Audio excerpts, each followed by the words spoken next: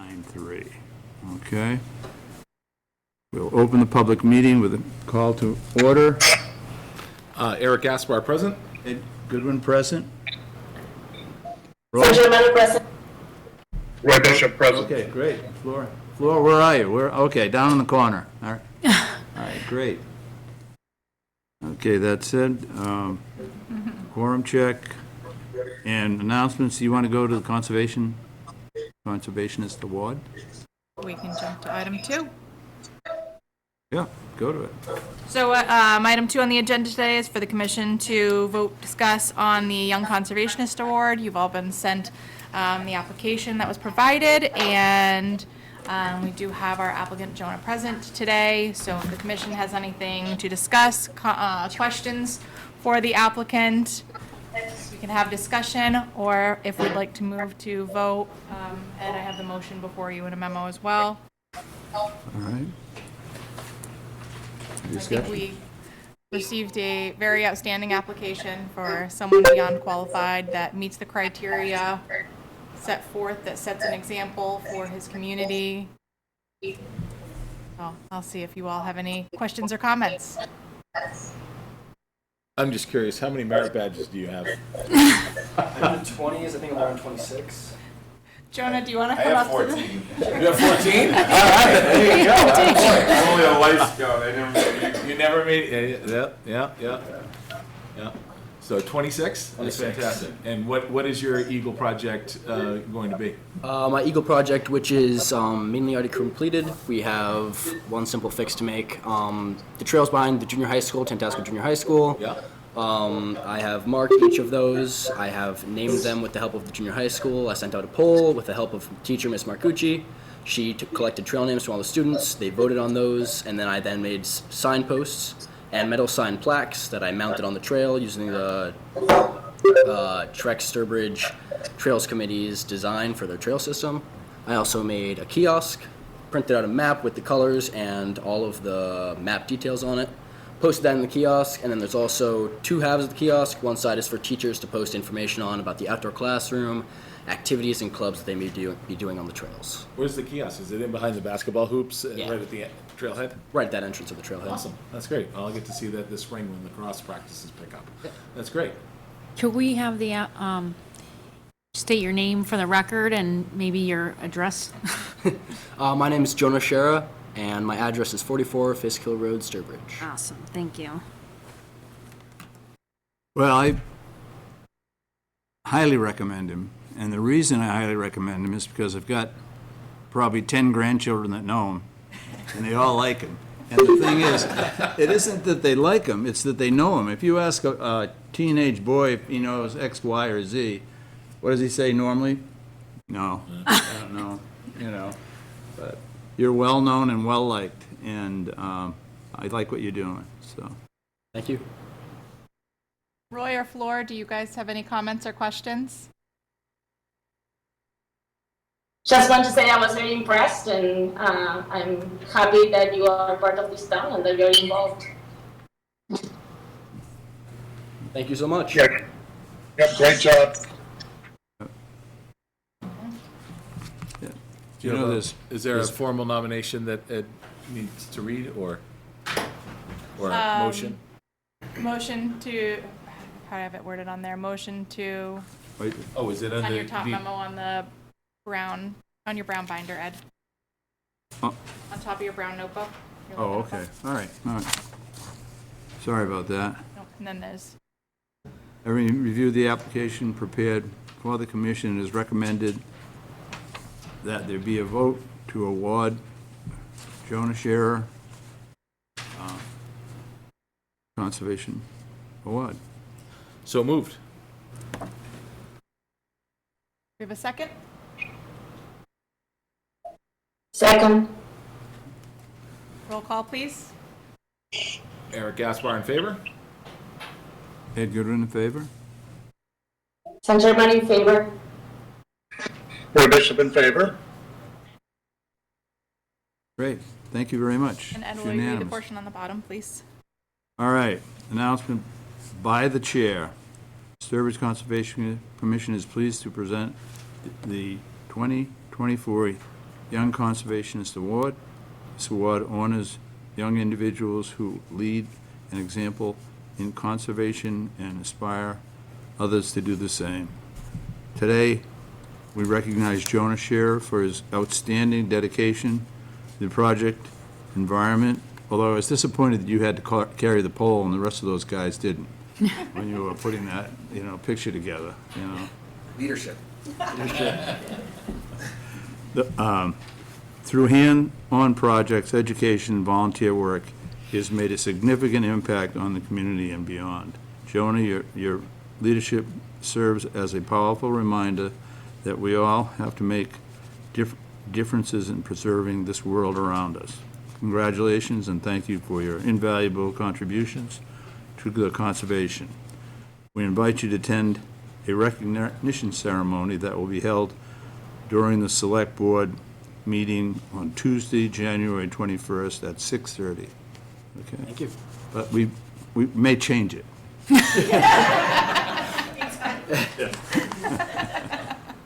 All right, great.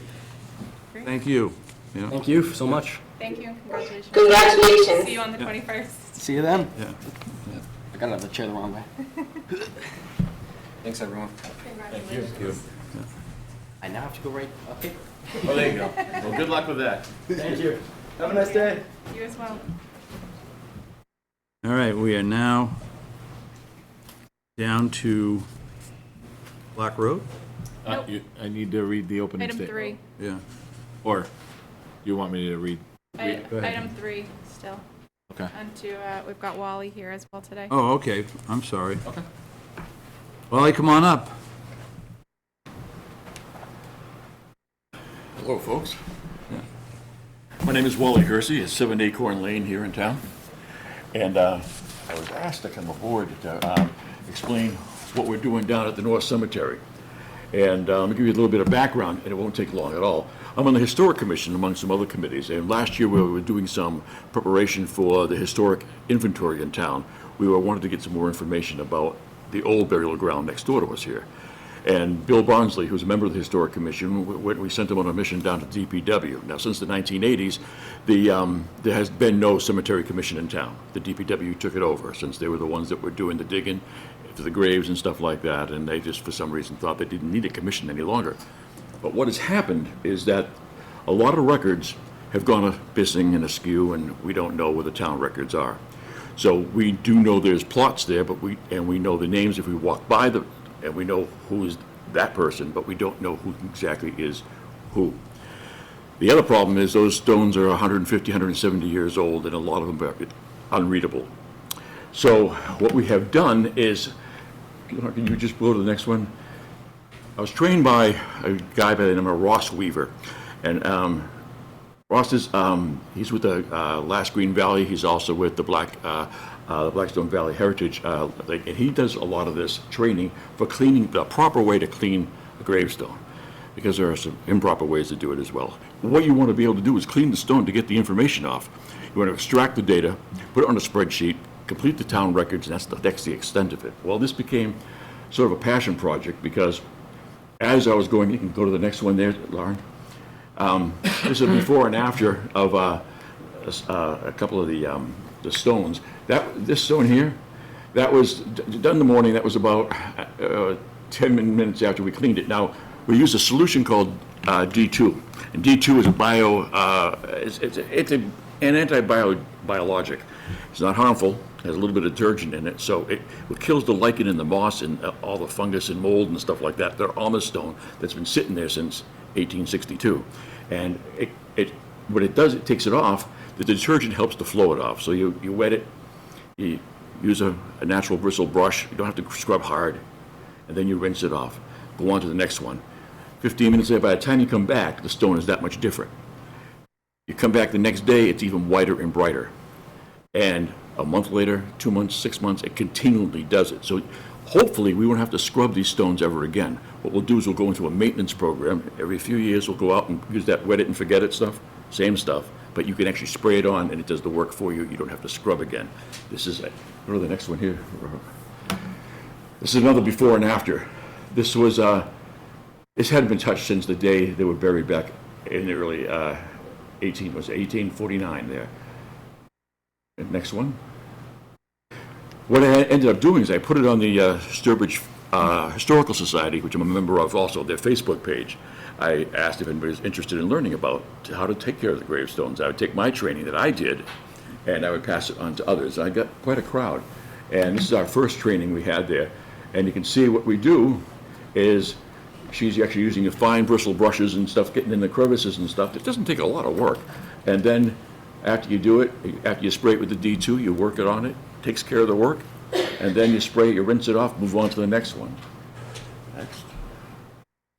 This was here, you really couldn't see anything. That's all lichen and very, very thick. But after a while, now this was just that same day, maybe an hour later, it is pure white now. Go to the next one too. We had some scouts from Brimfield come over, and they wanted to be part of the whole thing. And so we trained them that day, that morning too. They got into the thing. And we also had the Conservation Department represented here, and the Planning Board is here. And they did this whole plot here that morning as well. And those stones, you could not read some of them at all.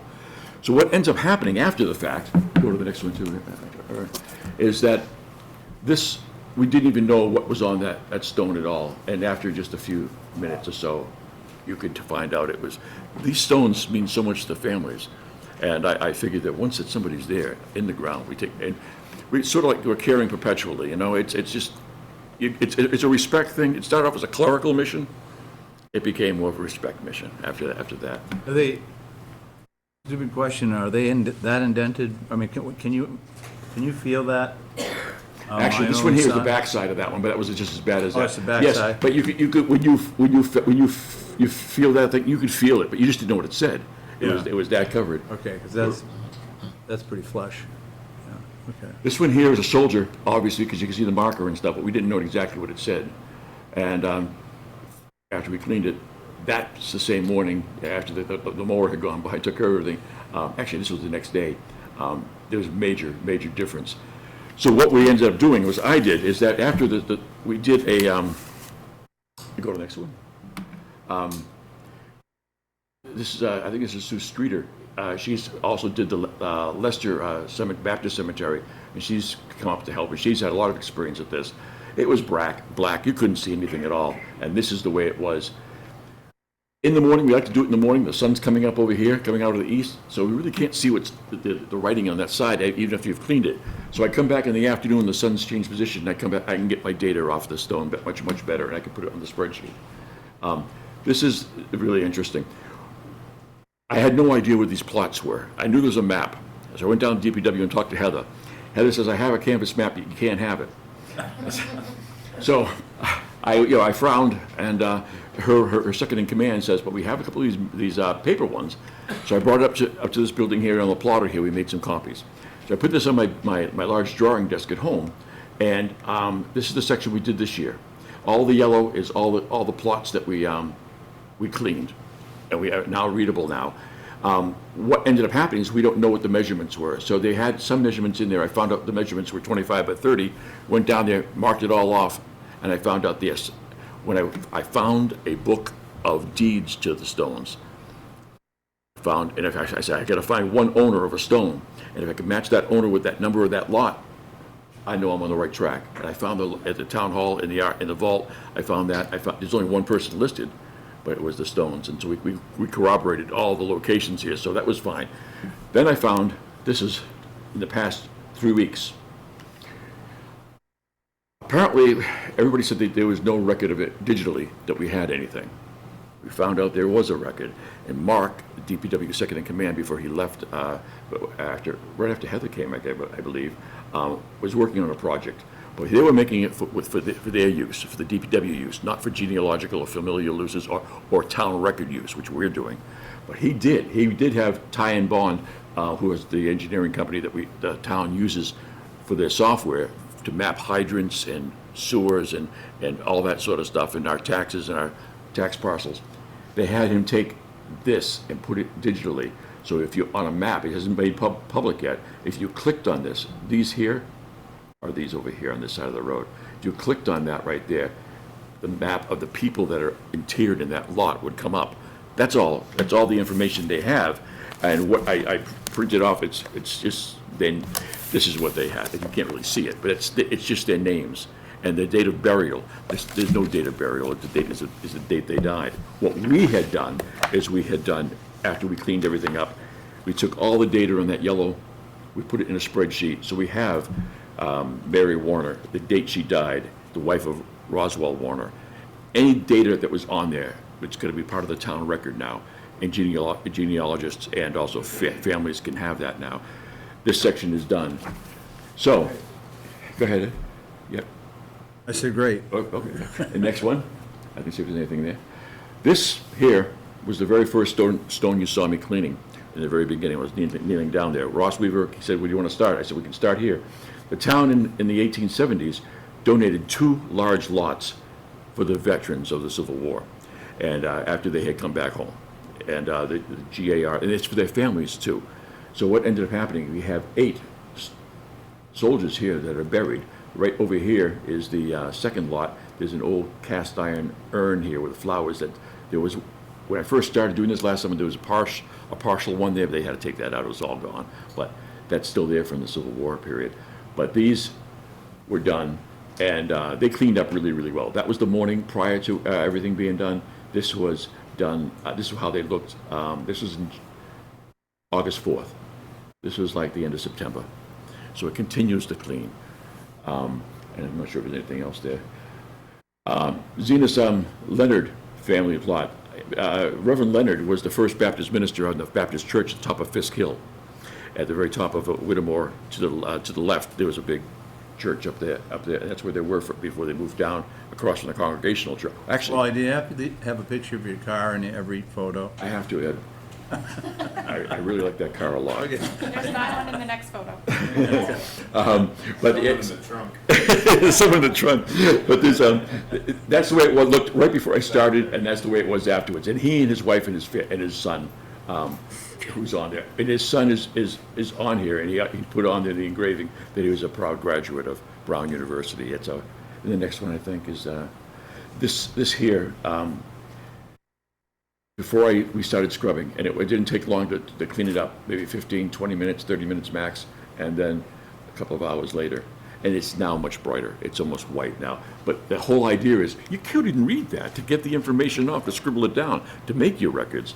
And I went through, this is one of the tablets, and you think you see a date. It's not a date, so you go to Ancestry.com to back it up, and you go through a lot of paper.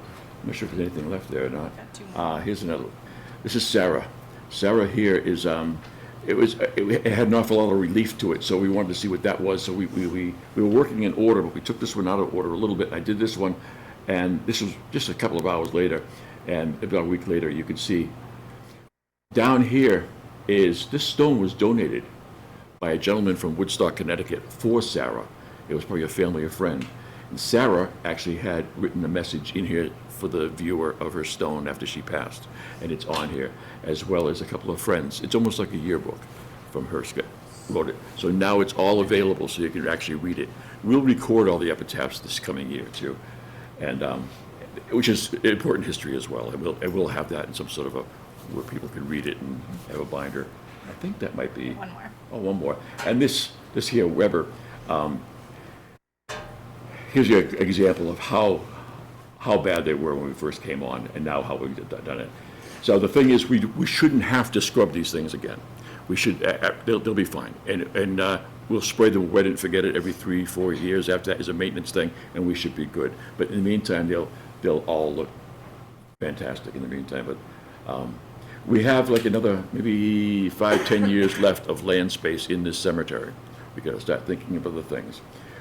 Laura, we did take a look at some maps to see where the wetlands were, because there is a whole other section on that map you saw a little while ago with the yellow part, and that's the digital part on the side there, the new one. That there, if you look at this here, the wetlands come up to about here. So you get about 100 feet of space here, and it's about 900 feet going over here. So you might have some room for another 100 or so graves in there. Is this where the piles are? Yeah, the piles are right over here. Yeah, the high the grave is there, and the piles are right there. Yeah. Yeah, and this grass road here, We've been trying to defend the wetland from them for yeah, 42 years at least. yeah.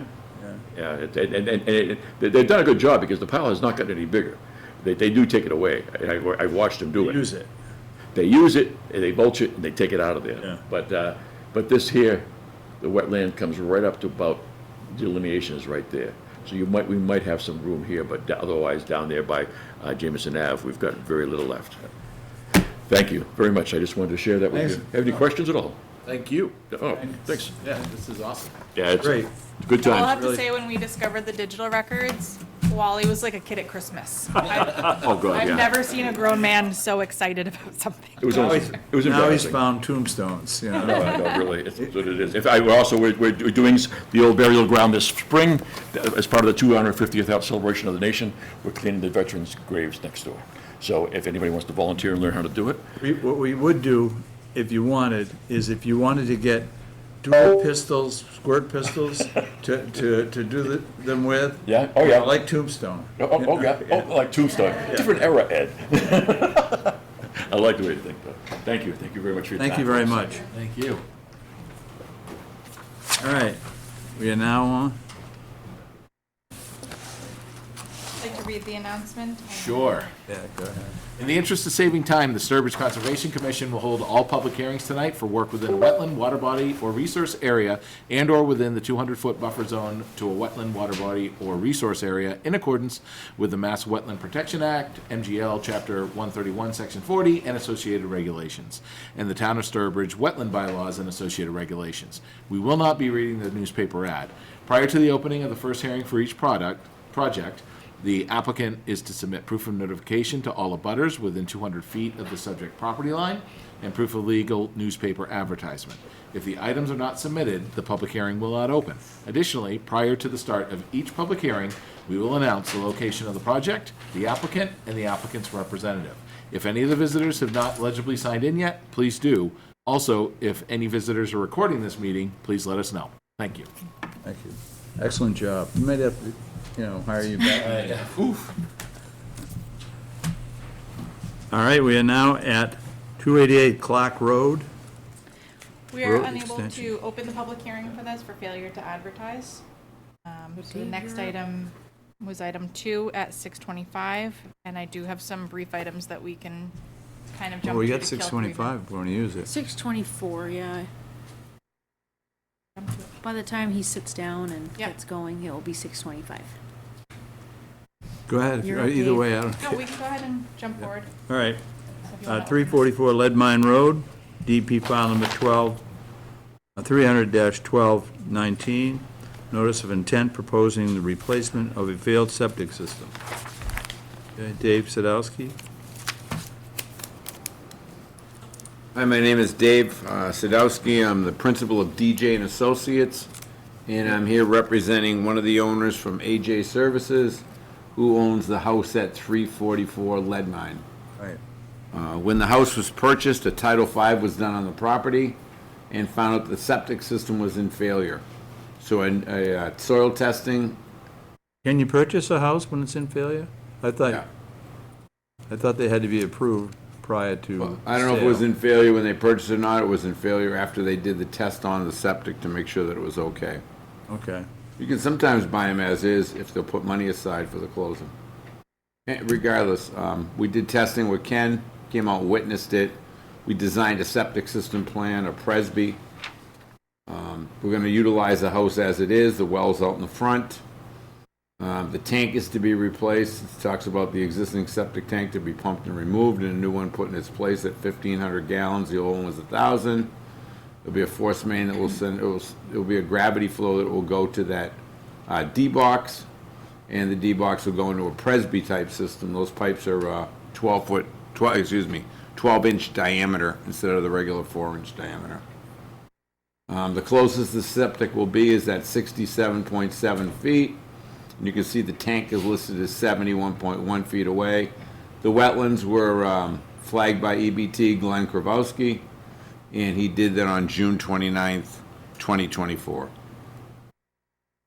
And the well is where? The well is out in the front yard of the house. Okay, yeah, all right, There's the 100-foot radius circle. good. All right. Any- Site visit was held back October 31st. The activity is occurring outside of the 50-foot buffer. During the site visit, we observed the area and the tree that is proposed to be removed where the leach field's going. There was some concern during the site visit of the trees on either side of just if the ground disturbance is going to do some root damage to the trees, and then months or a year or two from now, if the homeowner is going to come back and say they have to remove the trees because the root disturbance has been done. So we had some observations on site that we wanted to open up for discussion during the meeting to see if we want to recommend having some of those possibly removed prior or part of the project, or if that's something that we might want to include that may be conditioned. But that was just something that we had speculated because we've seen throughout history. We're recommending 2-to-1 mitigation for any removal, tree removal on the property. There were no comments from DEP, no comments from planning, no comments from water sewer, no comments from DPW, and no comments from Board of Health, other than that the septic needs to be replaced. So right now, there's one tree that definitely needs to be removed, and then there's 2 others that are kind of in question. Is that accurate? Yes. Let me go to the safe If there visits. is root disturbance, how quickly will there be indication of decline? 'Cause I'm wondering if, and we can leave this up to the applicant, if they want to remove all 3 and do a 2-to-1, then I'm happy with that. But if they would rather leave those 2 and assume that the roots are not going to be damaged, then we just leave a provision in the order of conditions that there needs to be monitoring for 2 growing seasons to the health and viability of those trees. Because rather not take out mature trees if we don't have to. Absolutely. That'll If be we a could question. go back, if we could go back to that other previous slide, you can, I guess it's gonna work. You can see right in there, there's it's an 8-inch tri-oak that's right in that area that's gotta go. Yep. The one in question is this 20-inch oak here. Yes. Then there's a 12 up above, and there's a 24 over here. And those 2 look like they're a little further away, and they're Yeah. slightly upgrade as well. I think And I'm primary actually concern is gonna attach, you can see the line going up, they're gonna attach the high vent to the side of that tree, so I'd really like to keep it. That way you won't have a big candy cane 12 feet out of the, or 10 feet out of the ground, because the Presby requires one to be 10 feet high and another vent to be 4 feet high to ensure the flow of air through the system.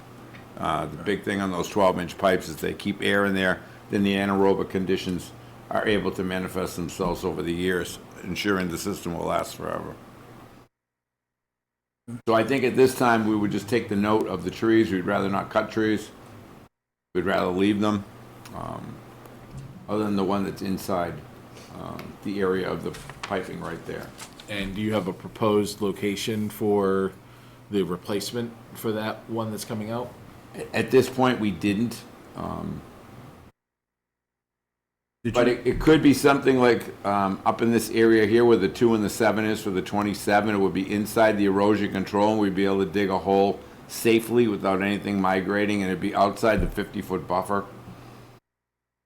What do you think, Ed? I remember this site. Yeah, it's a pretty treed site. Right. So- And it's Yeah. stony and going up the hill. Yeah, you can see the cliff. Yeah. Well, you can Yeah. see the indication of you it. know, There's a pool over here. We'd really rather not plant anything more toward the pool because leaves tend to go into it. So anything in this area, if you wanted a replacement, could happen right in this corner.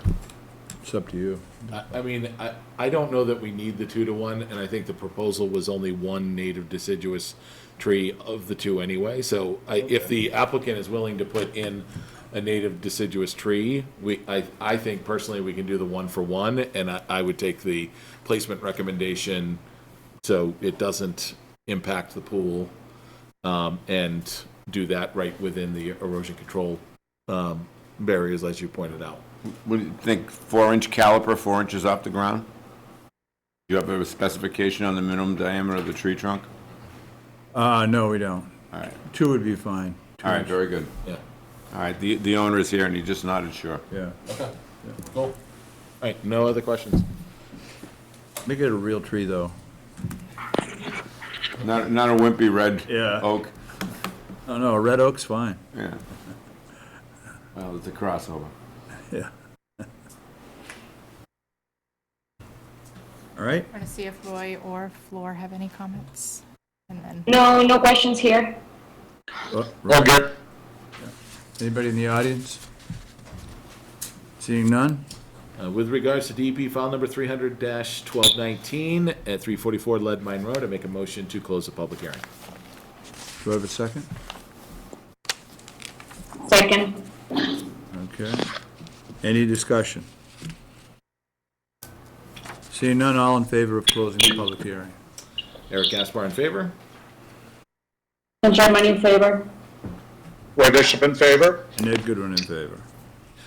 Okay. With regards to the project at 344 Lead Mine Road, DEP file number 300-1291, I'd like to make a motion to approve the project with the conditions laid out in the agent's detailed agenda, with the amendment of 1-to-1 replacement with the 2-inch caliper deciduous tree to be placed inside of the erosion control barrier.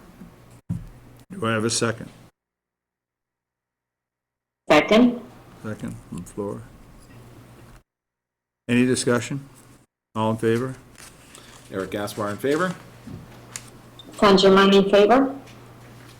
Roy Bishop in favor. Ed Goodwin in favor. With regards to the project at 344 Lead Mine Road, I'd like to make a motion to approve the project under the Sturbridge Wetland Bylaw with all the previously agreed to conditions and the additional conditions laid out in the agent's agenda, specifically calling out the surety bond or cash to be posted in the amount of $1,000 until project completion. Second. Discussion? Any? Seeing none, all in favor? Eric Gaspar in favor? Ken Sherman in favor. Roy Bishop in favor. And Ed Goodwin in favor. Thank you very much. Thank you very much for your time. Can I have those green cards? We are now at, Do you want to pick up? oh, we're on schedule. See me and pick up the... 86/88 Ready? I'll call. South Shore Drive, See ya. EP file number not assigned. we do have the DEP number as of yesterday. I do have the comments too. Perfect, yes. 300 And the dash on my what? version. Advertised. Yep. Got that, yep. Thank you.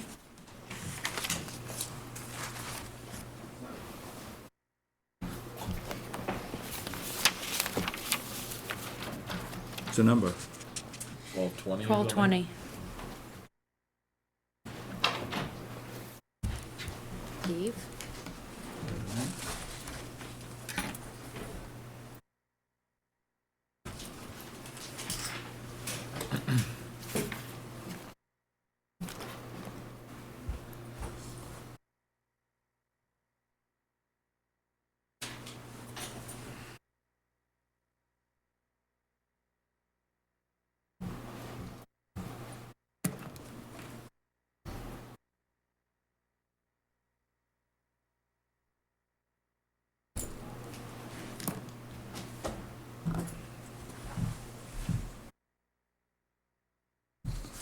All right.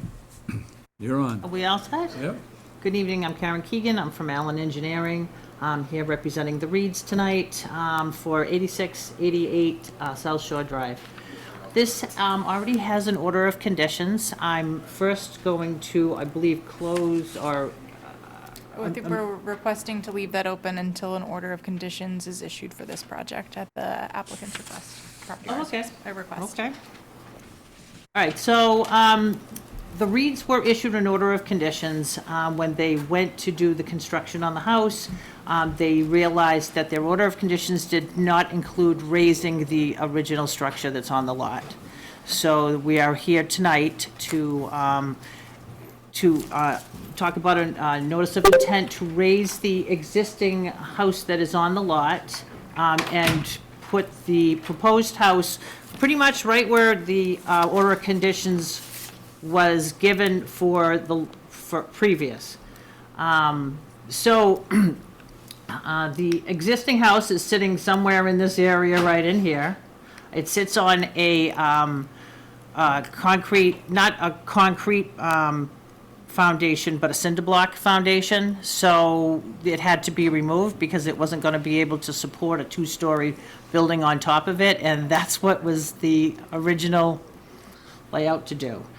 So this here is a two-story building, three-bedroom house, and this is the back half of this is an overhang, and this overhang is sitting on pilings that will be dug into the ground. So there is no foundation within that 50-foot buffer.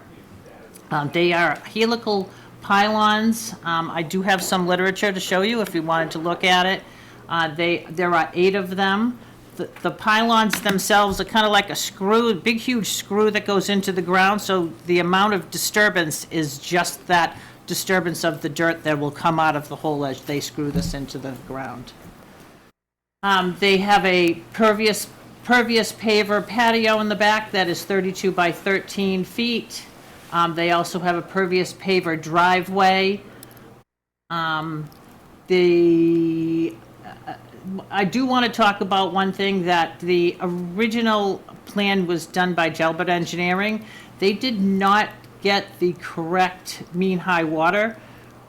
So we went out to the dam or the spillway out there and got the mean high water. So it kind of changed the percentage of the buildable lot area on the lot. So I will go over that in a minute. In what direction? It kind of made it bigger because it made the lot smaller. So it made the coverage of the lot percentage larger because it made the lot smaller. So the existing coverage on the lot was 1,583 square feet, which was at 12.6% lot coverage. The proposed coverage at that point was 2,268 square feet, which is 18.1%, rather than the, I believe it was 16% before. So it's 973 square foot smaller, the lot is. So therefore, it makes that coverage smaller, larger. Makes What- that. Yeah. Okay, go ahead. Let's see, what else do I want to go?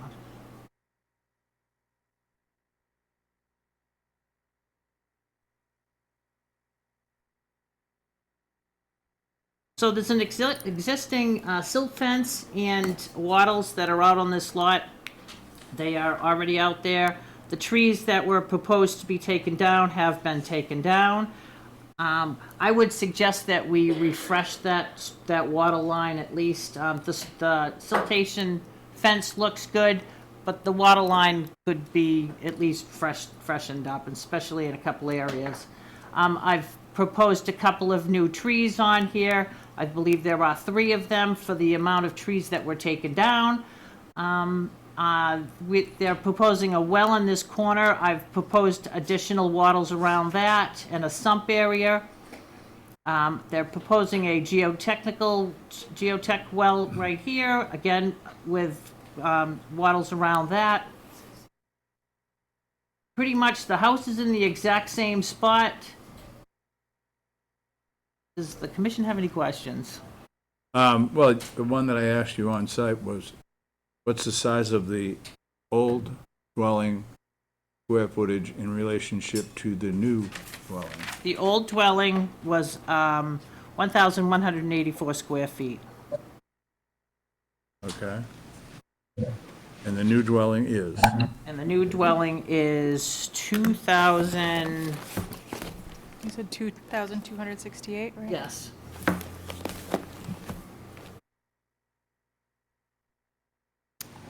Has that square footage changed since the original No, it's approval? the same square footage Yeah. that was approved.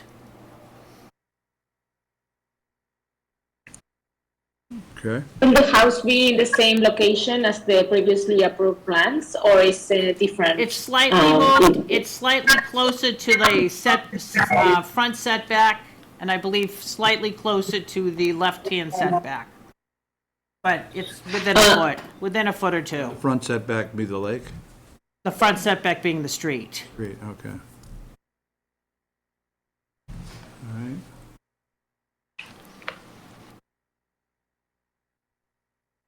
Any questions from the board?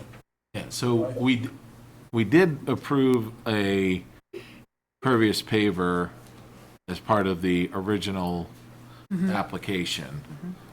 Talk to me about its location in relation to the new location, because I'm looking at these two plans and my eyes might be lying to me, but it looks like it's slightly closer to the lake, but I don't have a good overlay to gauge. So can you talk to me about what's the closest point to the lake on the new versus So, on the the previously new- approved? The closest part to the lake is this corner right here would be your closest point, and to the property line, it is 30, I believe 33 feet. Yep. So the property line being the mean high water, it's 33 feet. From the house, it's 44.6 feet. There's a lot of lines. It's hard to tell. Hard to see. Yeah. Okay, so the back corner, see, I don't have the front, that's the problem. I don't have the front corner calculation here. So am I correct in what I'm seeing? The previous plan had the back corner of that pervious paver, The, closest to the house, 42.2 feet, and now it's at 44.5 feet? To the So, lot line, yes, to the high water mark. to the high water mark. Yes. So we've gone backwards from the lake. Right? How do you get some of this? Look at Jalbut's plan. The high water Hey, guys, I line don't- also changed Right. because the previous delineation, I'm just trying to the figure new out. wetland scientist that they hired did not agree with the previous delineation, and the previous delineation was more generous. Right, yeah, This one, the measurements look a tad different. right, but okay, so how much of a difference was there? Because, again, that 44.5 line, if I'm looking at the previously approved plan, a similar line here has it at 42.2. Over here. That would tell me that we're 2.3 feet further away from the lake, but it's even further back than that, based on what you're telling me, because Because the water line. the water line. So Water lines, I'm just trying to get confirmation of this. So the wetlands were delineated as the bank, the top of the bank. Yep. So I don't know what he delineated his at, but the wetlands were delineated by the bank. This line His- where the his house look is now is where the proposed is. So they're not moving where the house is closest to the lake. Right now it's on the cinder block foundation, so they'll be taking out the cinder block foundation, adding fill, and putting on posts instead. So it's a lessened, reduced impact of impervious within the 50-foot buffer. Still a structure in the 50, just not a full foundation. Understood. What I'm trying to square is How the numbers and changed. how the numbers changed. Number one, and number two, I'm failing to remember, and I apologize. I'm getting older. What was the accommodation that we made to allow for the pervious paver to go inside of the 50-foot no touch, because that is a structure, regardless. Because the old house was not going to be ripped down. The house that sat there Yeah. was going to remain as so that they weren't Right, putting but a new we still structure in the would've made 50. We still would have asked for something. And they had a deck there. And so they ripped the deck off and they were gonna put the pavers there instead. So, Hey guys, rationale at this the is time. Marcy Reed. I don't know if you can hear me. yep. Thank you. If you could give me some context, I'd appreciate it. So we're not there, unfortunately. Karen, thanks for representing us. So I don't see the plan on the screen anymore, but there are a couple things I'll satisfy, hopefully, Mr. Goodwin. First of all, the pervious paver patio shows on this plan that it's in front of, i.e. toward the lake of that part where we now are using those techno posts. Actually, it's going to go there, but more to the, looking at it this way, more to the left in front of the rest of the home. And so it will, we are not going to go more than the 42 feet you already allowed in the last plan. So you're right to be concerned about that. That is not the plan. So I apologize because I missed this, Karen, when you put the pervious pavers in front of what is actually like the dining room. It's going to go to the left, and so it'll be closer to the house, and it won't be the 45 feet. So hopefully that helps.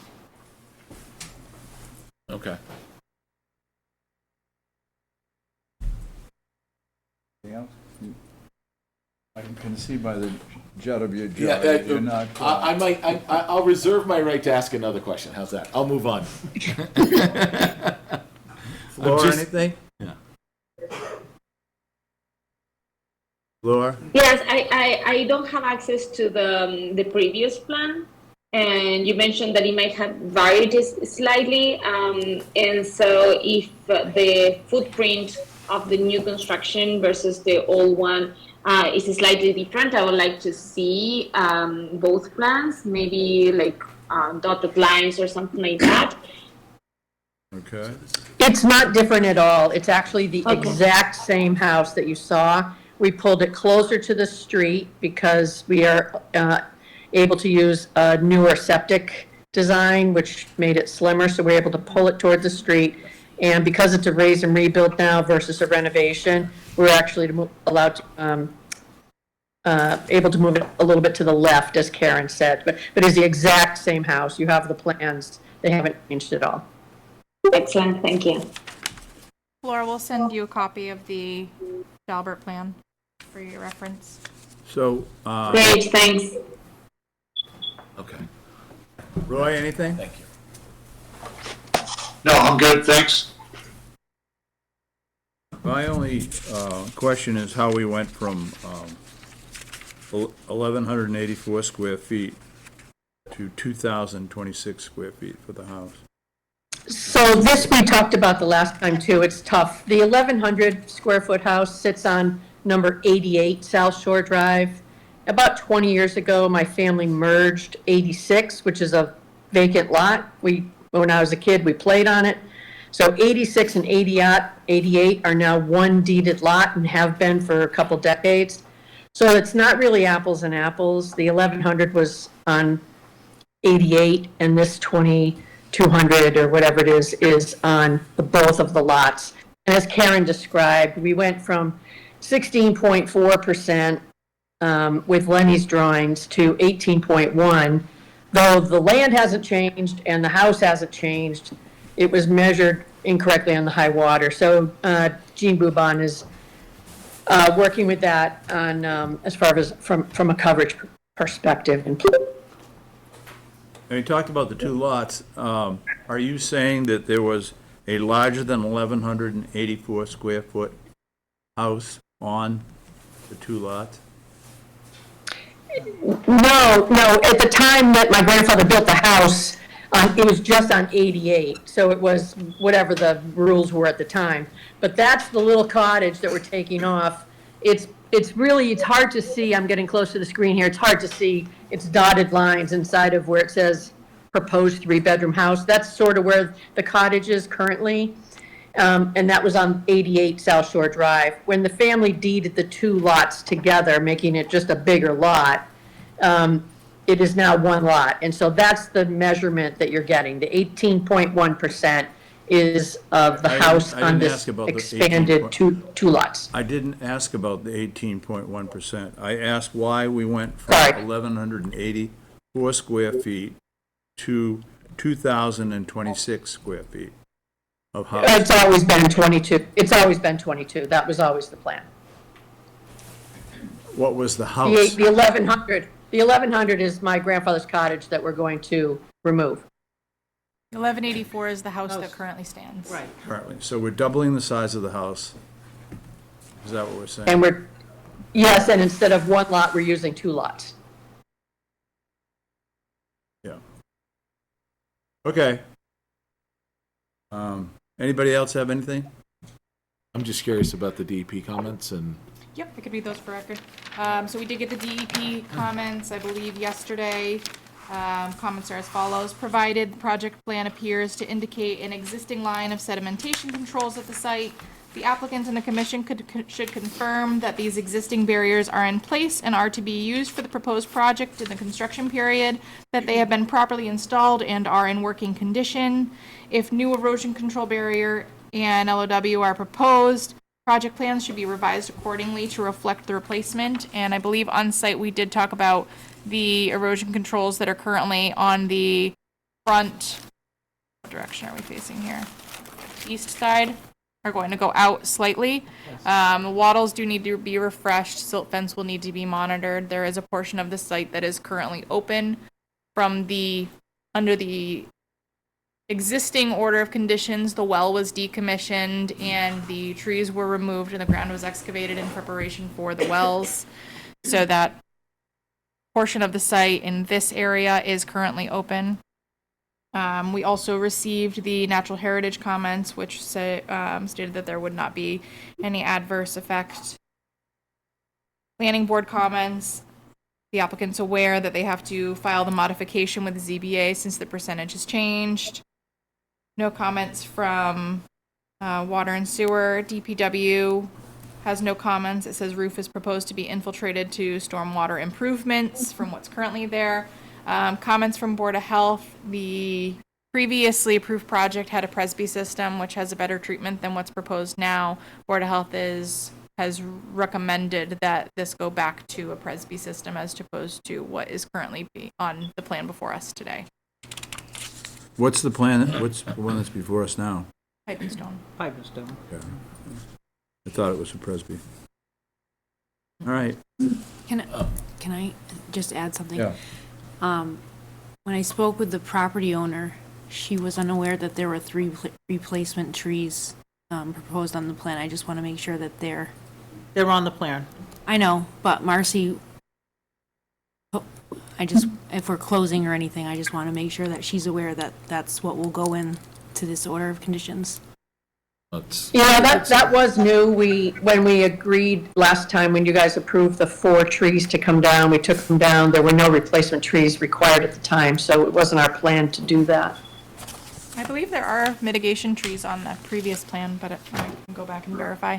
That would surprise me. Okay. Right. Okay, whatever the answer is, we'll do that. But it sounds like some modifications need to be made anyway since the paver patio is incorrect. I don't know if we'll be revising the septic and also showing the change in that erosion control line in that front corner as discussed on site. All Is right. there anything else at the commission's request that they would like to see updated or information that wasn't provided this evening that they would like to request for the next meeting? I mean, I guess if there was anything you can do to give me a shadow of the existing or the old. It's on there, it's just you can't see it. Well, I'll color somebody it. could hide. Yeah, I'm very visual. I'll color it for you. Yeah, thank you. And send it out.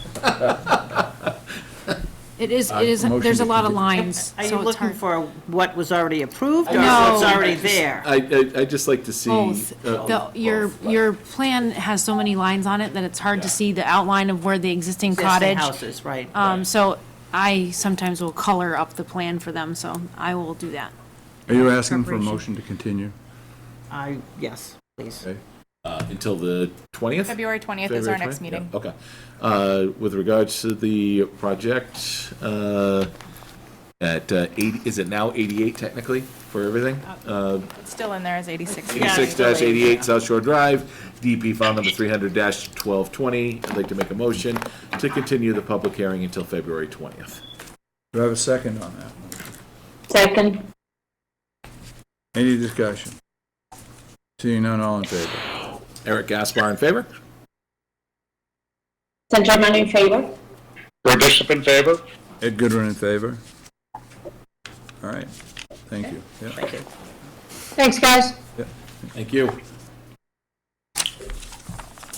Now we're on to 71 Mashpog Road. Gentlemen? Should have moved it across the street. Full house tonight.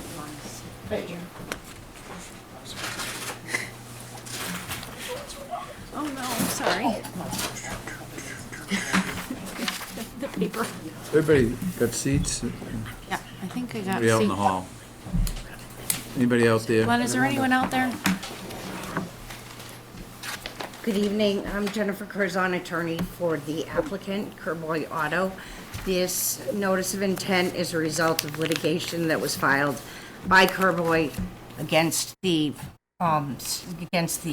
Conservation Commission in Sturbridge with regard to an enforcement order that was issued in June of 2023. Litigation was filed in Worcester County Superior Court based on allegations, amongst other things, that the enforcement order was what was contained in the enforcement order was arbitrary and capricious, and therefore unenforceable. During the litigation, in compromise of the parties' claims, meaning both the defendant and the plaintiff, the attorneys entered into a settlement agreement, well, the parties entered into a settlement agreement. And part of that settlement agreement, the majority of it, was the filing of a notice of intent, which has been filed and is in front of you tonight. All of the contents of that were covered in the settlement agreement. I'm assuming that the commission has gotten a copy of the settlement agreement and seen what those clauses were with regard to what had to be contained in the notice of intent. Gary Magnuson will be presenting all the substantive aspects of the application. Okay. Good evening. You're up, Gary. Good evening. Eric and Ed, we spoke the other day on Tuesday at the site, went for a walk.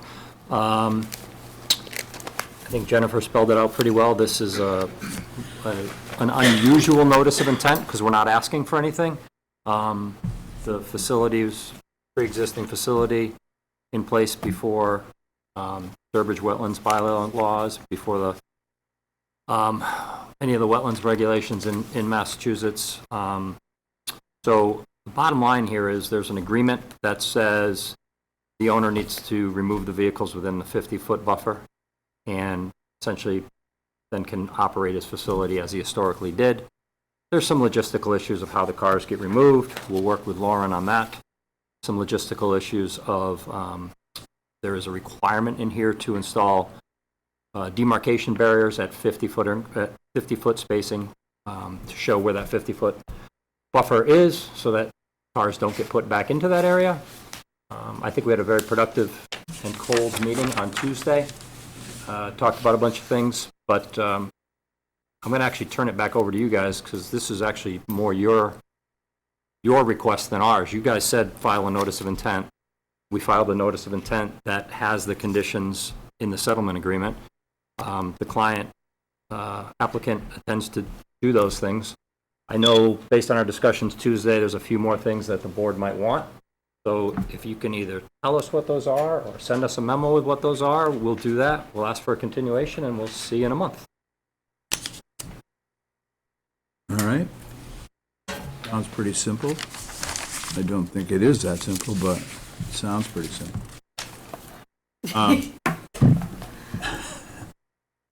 Start off. So,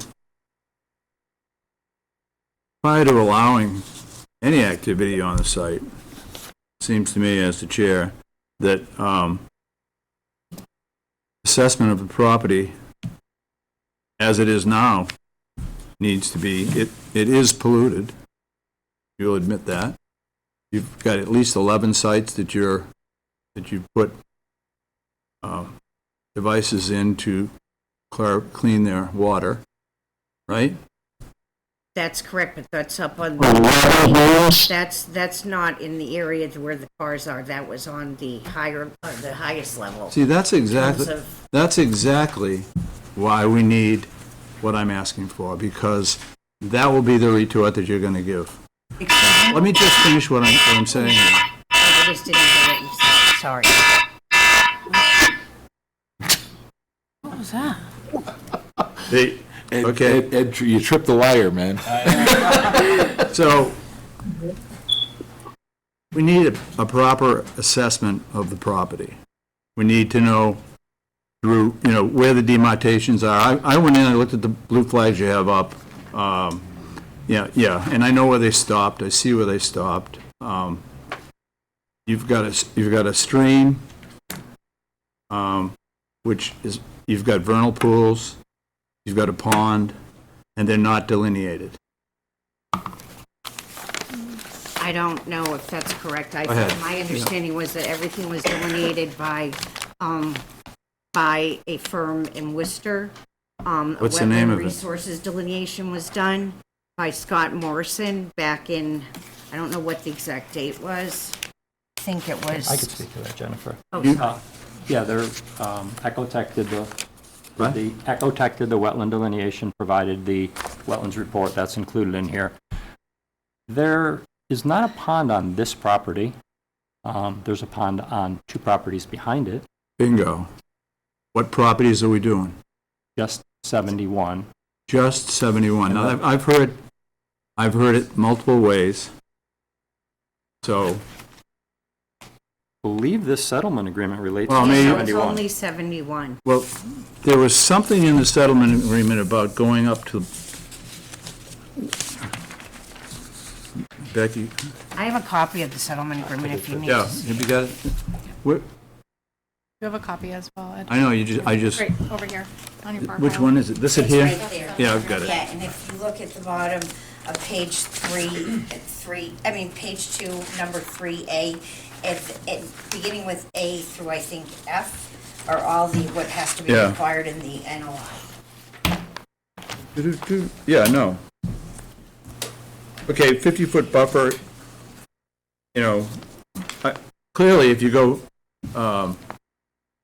and walk up the stream, the road goes right up alongside, so you're going to move the road away from the 50 feet? I'm not really sure I understand what Well, you didn't show up for both of the meetings that I was at on the site, so you might, next time, show up. Unfortunately, I can't really walk, so I can't really do a site walk, so I apologize for Yeah. that. But the point is, going up that stream needs to be delineated. My understanding is that that was delineated on the report by Ecotech. They did a report as well as the delineations on the map. We have a delineation from We have Ecotech. It's in your files as well, yes, it's within the NOI application. So why didn't we track that delineation on site? As far as going through the flaggings? Yeah. We did that in August. Not with me, you didn't. Did not do that with you, no. No, you didn't do it. Did you do it with any other board members? No, we did it with council, and the Yeah, and the reason that you didn't allow board members on was? council had advised against it. Yeah, okay, And opposing council did not want it as well. right. So that's, I don't think that's correct. I never stated that. I objected to the board to the commission members being present at any of the site inspections, as I Right. recall. We had the plans and we could have done it when we were there the other day. yeah, we did a portion of it, but it was pretty cold. We could set a date to do that. I think we need to look at this site. Well, let me finish with what I was saying. Okay, so nearby groundwater, nearby wells, clean up the property now to a non-detectable level. Independent expert review of the wetlands, a delineation of pollutants is necessary because, as you said in your retort to me right off the bat, that's what we're going to get as a retort down the road. When there's a problem, you're going to say, it was like that. That really should have been included in the settlement agreement, because that was never Yeah. discussed as part of the settlement. This was a compromise of both parties' positions. Can you show me my signature on that settlement? No, but your council signed, because I did say, where's the signature for the commission? And your council specifically stated that they had authorization to sign on behalf of the commission. And who gave them the authorization? You did. We voted on it Not in to the last detail executive of, not to session. the detail of what we're talking about. You might have written it and given it to them, but it didn't have, you know. No, it was what we reviewed at the last executive session, and we went through the agreement word by word. Yeah, I would find No, it, we because there didn't. was quite a bit of time between when we finalized the terms of the agreement and when we got it signed, because they had to present it to the commission. Yeah, there was quite a bit of back and forth. There was a lot of back and forth, no question about it, but I don't see anything in here on when we can go on the site. In And that was terms clearly, in terms of the notice of intent, or in just terms of generally? inspection, For inspection just generally? That should have been generally or likewise. specifically. So that should have, if that should have been included as a term under the notice of intent. Well, it isn't. It would be proposed in an order of conditions as well as a routine annual inspection, and Right. That's what we had also- discussed Right. as part of, because Right. the notice of intent is going to have conditions that we can put in there to. Right, it that- allows for an annual inspection. I think might even be twice a year in terms of the commission. And it will also fall under internal, annual, and biannual inspections for all Class 2 and Class 3 licenses Right. that are issued by the Select Board. Right. That a letter of recommendation needs to be provided from the zoning enforcement officer and from conservation as needed for all Class 2 and Class 3 licensing. But do you see what That's I'm going all with this? junkyards I mean, and we're- auto.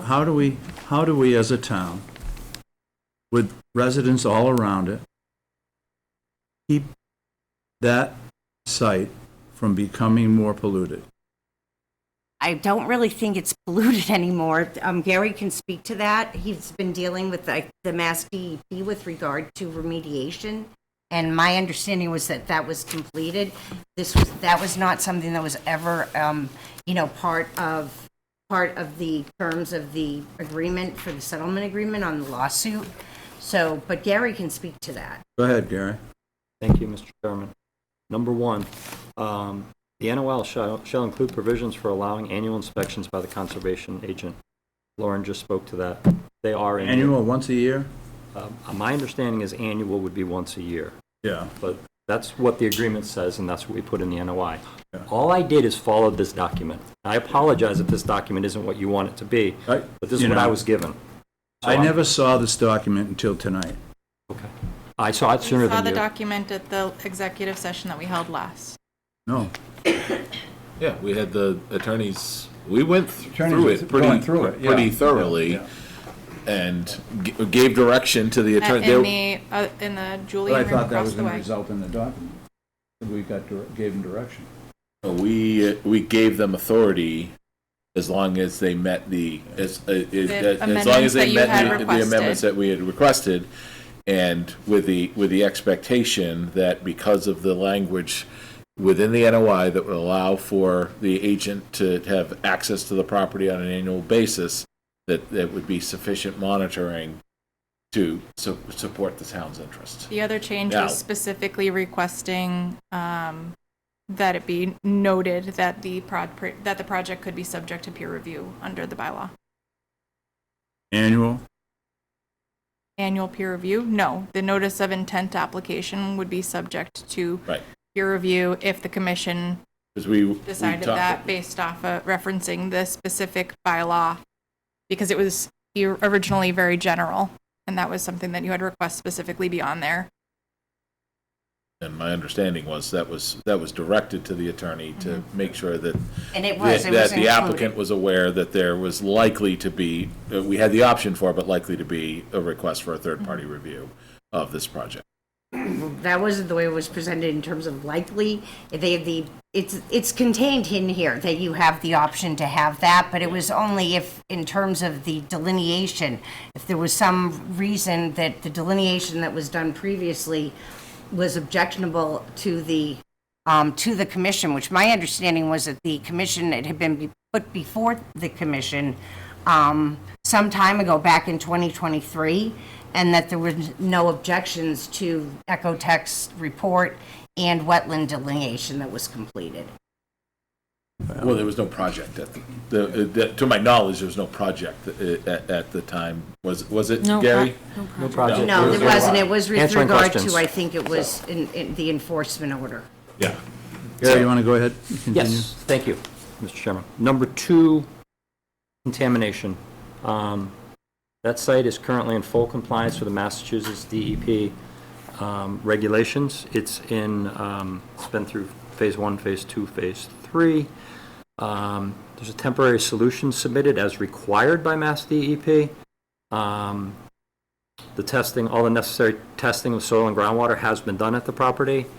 All the required testing of abutting properties has been done and dramatically reduced. There were 28 homes initially tested. Don't quote me on the number, but we're somewhere down around 13 homes we're testing now. Only a couple of them have problems that still require operation of a treatment system. So the site is in compliance with Mass DEP, Massachusetts Contingency Plan Hazardous Waste Site Cleanup Regulations. It is. And is there any paperwork that we could read that would have that? How much do you want to, there's a pickup truckload of it, but it's all available on Mass DEP's website. You give them an annual report, or what's the? Yes. I believe we're doing semi-annual reports now, all available on Mass DEP's website. Oh, they're on the website, huh? Yes, sir. How is it listed? Is it by 71 Mashpot? Someone No, can it's send the listed by the link for it. tracking number, the RTN, the release tracking number. I can share that with Lauren tomorrow, if you'd like. You could share that with the commission. It's pretty easy to navigate that website. If anyone needs help, you can contact me directly. I'll walk you right through it. So- There's gobs of data, unbelievable amounts of data. So if you're only talking about working on the front site, This relates to work on 71 Mashpog Road, which, Mr. Chairman, I think you had a question about the travel road from 71 to the upper site when we Right. spoke, when we were there the other day. That travel road is included in 71. The wetlands are delineated in this plan. The 50-foot buffers are delineated on this plan. There are no cars in that zone. There's no proposed change in that zone. The only concern that your agent had brought up in the summertime walk was protection of that driveway access road so that a vehicle doesn't fall off there and drive down into the wetland. So we talked about putting some rocks in place to keep loaders from going through there. But there's no change to the road. There's no work there, no anything going on with that road. Now, there is a different parcel above that Kerboy Auto does own, that they do store autos on, but it's nowhere near any of the wetlands. So it doesn't really have anything to do with this. It's not part of this application. It's not part of this settlement agreement. But I hope that answers your question relative to that crossing that we stood at, yeah? where I think we all looked and we saw the flags there.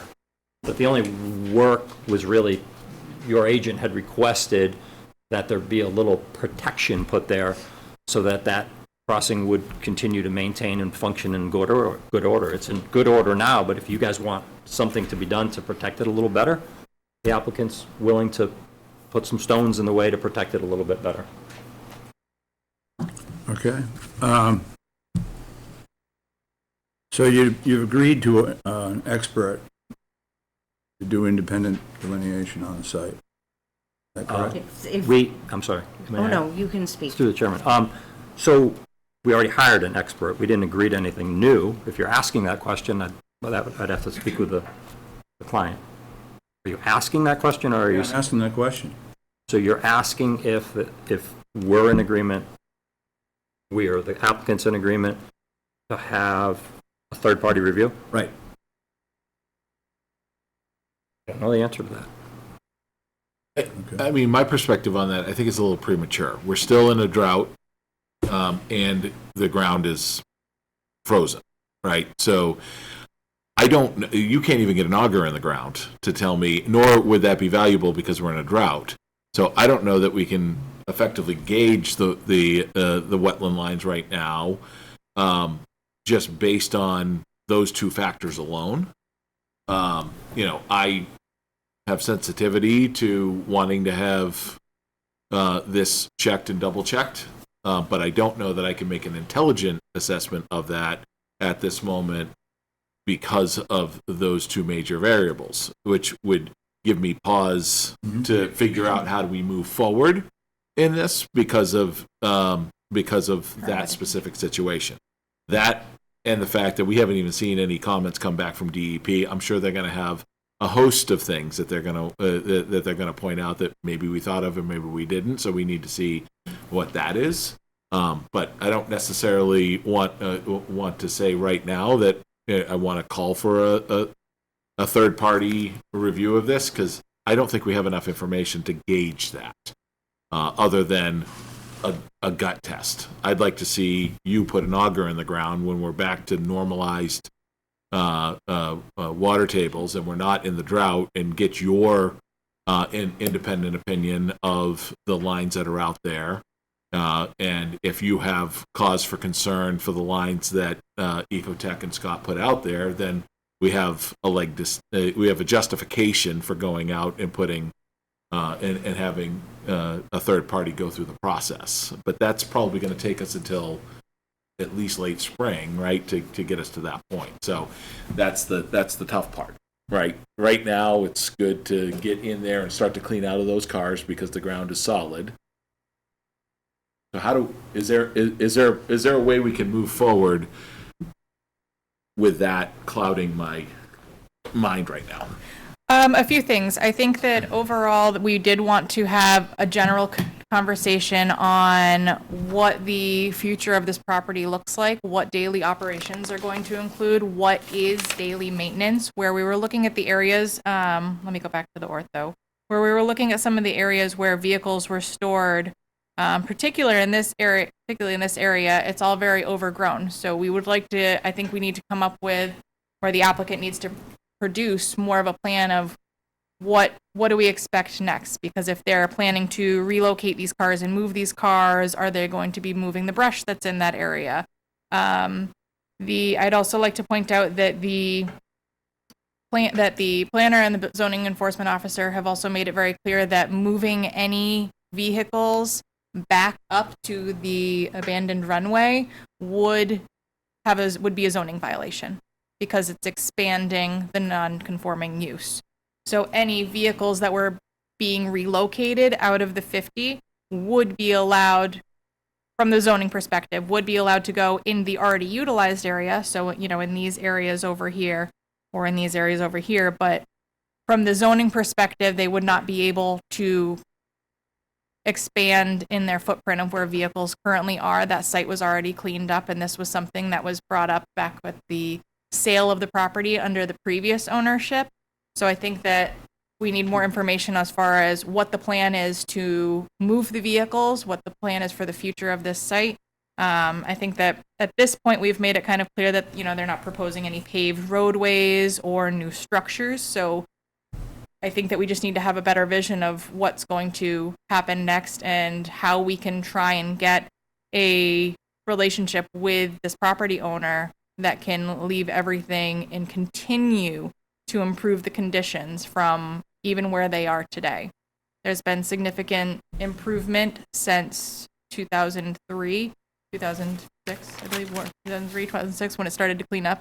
But we obviously want to continue to see that improvement, but I think that we need more information in that area. If the commission does decide that this wants to go to a peer review, again, we are in the middle of a drought, but we could if the commission decides that this is the way they want to go, it is a little bit of a longer process for us because we have to put that out to bid. So we could initiate the procurement process or at least draft up an RFP that would get produced when we get to that point, just so we can start doing some things in the meantime. I think that it would be beneficial to have the history of the reporting so we can see the reports that have gone to DEP and the treatments, but also I think that it would be important for the commission to know what the DEP requirements are for an operation like this and how often they require reporting, what is actually tested. So if things need to go beyond that additional testing for additional contaminants that might not be on there, that's something that, if that's something the commission wants to look at. And furthermore, if we want to require that we are being provided a copy of these reports when they're submitted to DEP versus, us having to search for them on their own. So I think that there's still a lot of discussion that needs to be had just on what's next, but that does need to come from the property owner and from the applicant. Just going back a little bit on what you had said, Ed, the enforcement order was only for 71 Mashapog. So the plan before us is only for 71. It doesn't include any other properties right now. Okay. Right now, we're only looking at 71, which the roadway up top is part of 71, or at least a good majority of it. But this back area here is not part of 71. So that'd be separate enforcement or separate filing. None of this is outside of 71. That's the property line right there. This is, I can actually pull it up on the GIS too.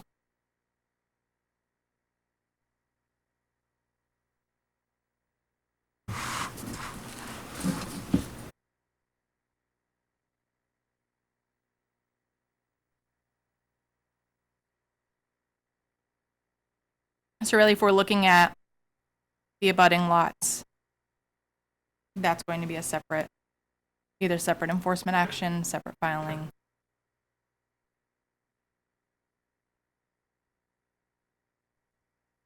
That was something we had gone back and forth with town council on as well.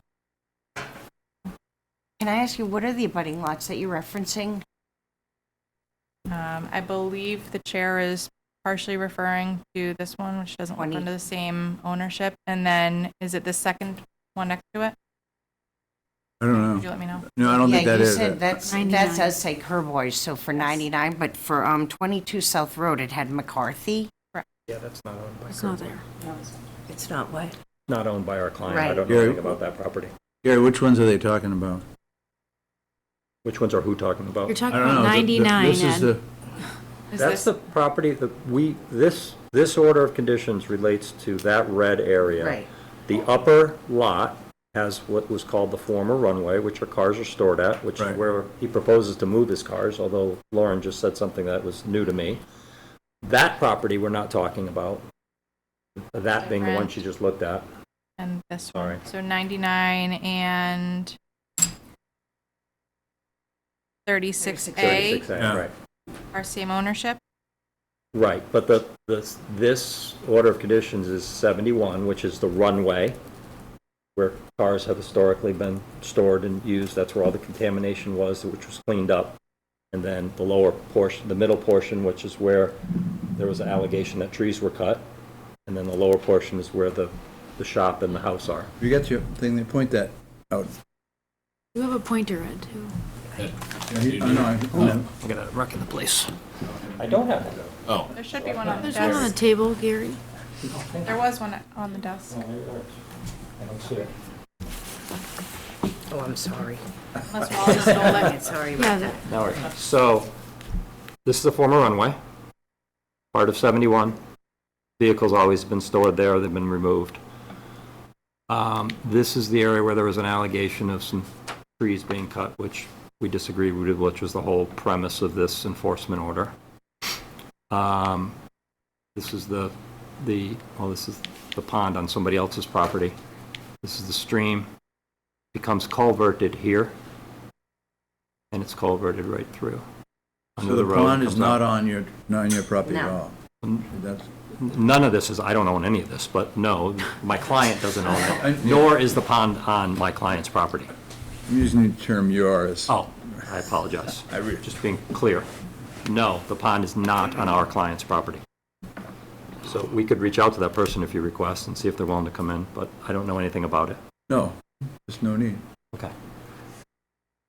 So now I'm somewhat confused.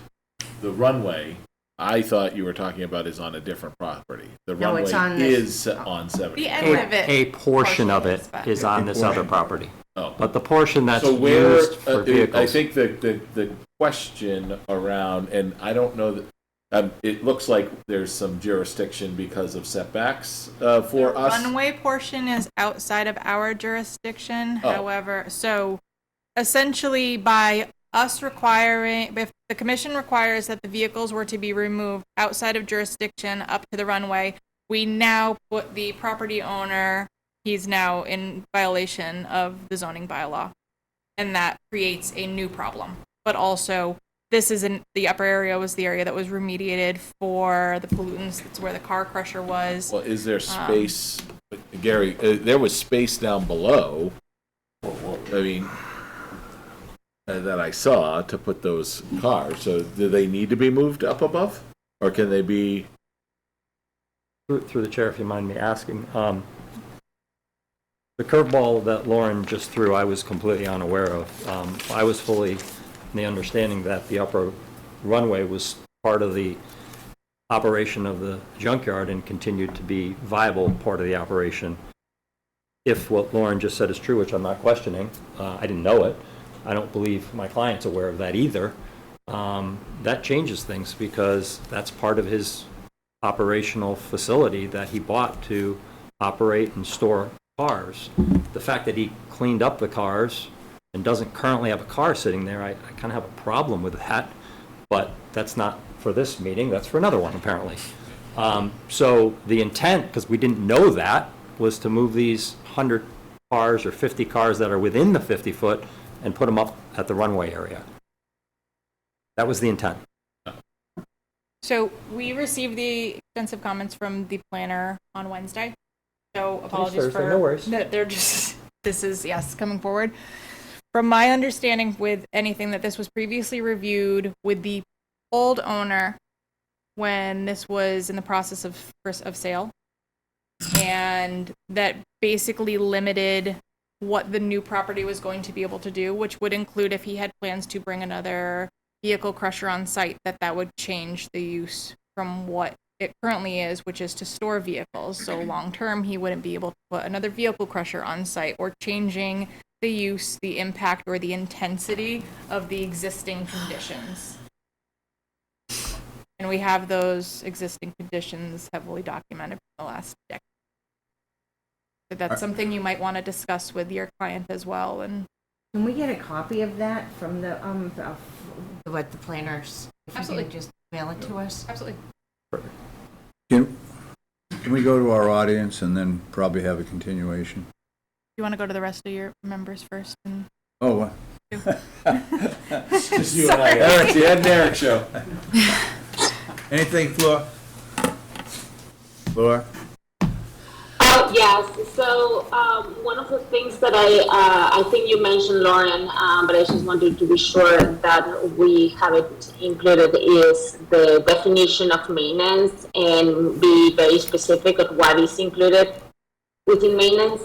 And the other thing for the operations, to have some type of mitigation of runoff into the 200 feet buffer. So even when they move the cars, they are going to move everything out of the 200 feet buffer, but it still there has to be some type of prevention of runoff going into the wetland. So I just wanted to be sure that that is there.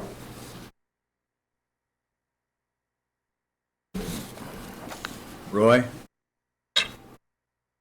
No, I think you had everything else said.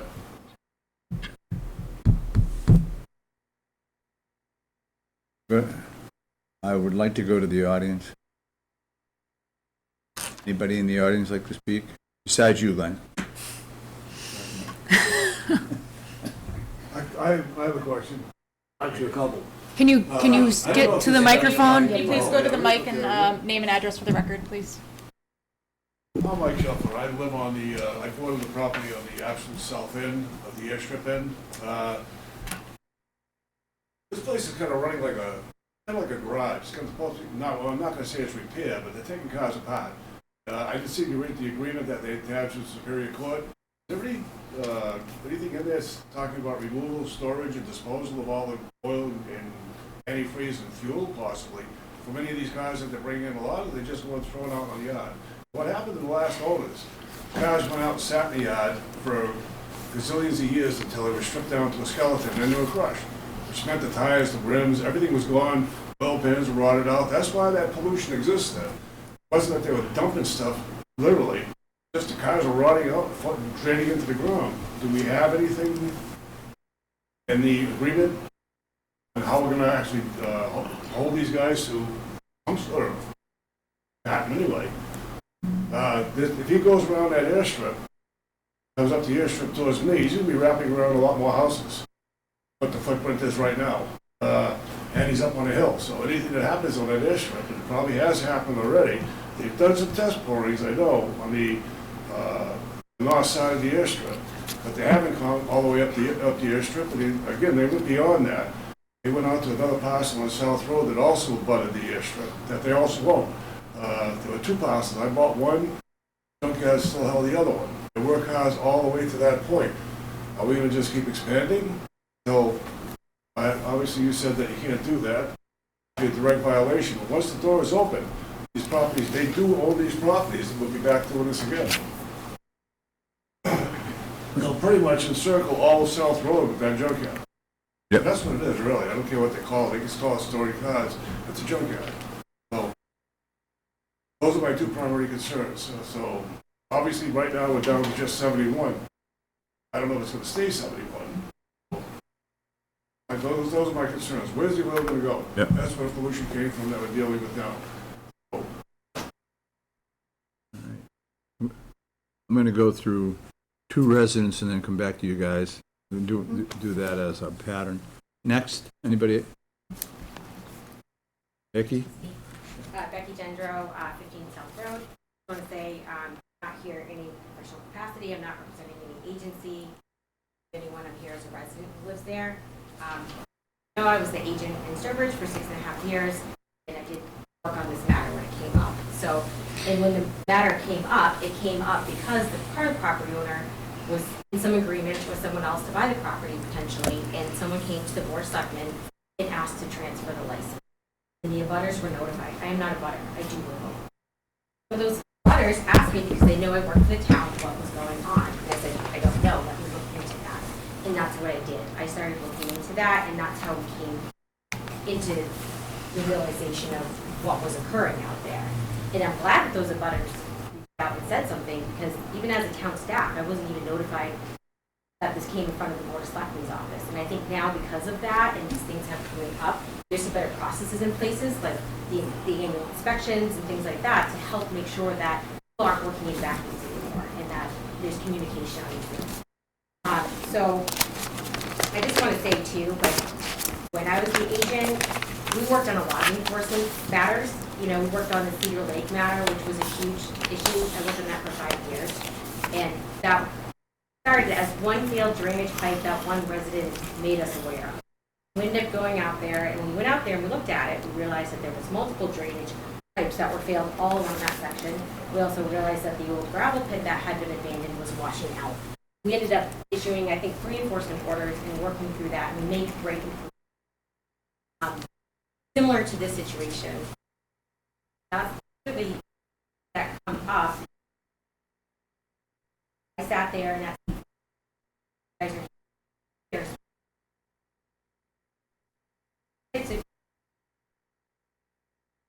Ignore them now. You're going to deal with later.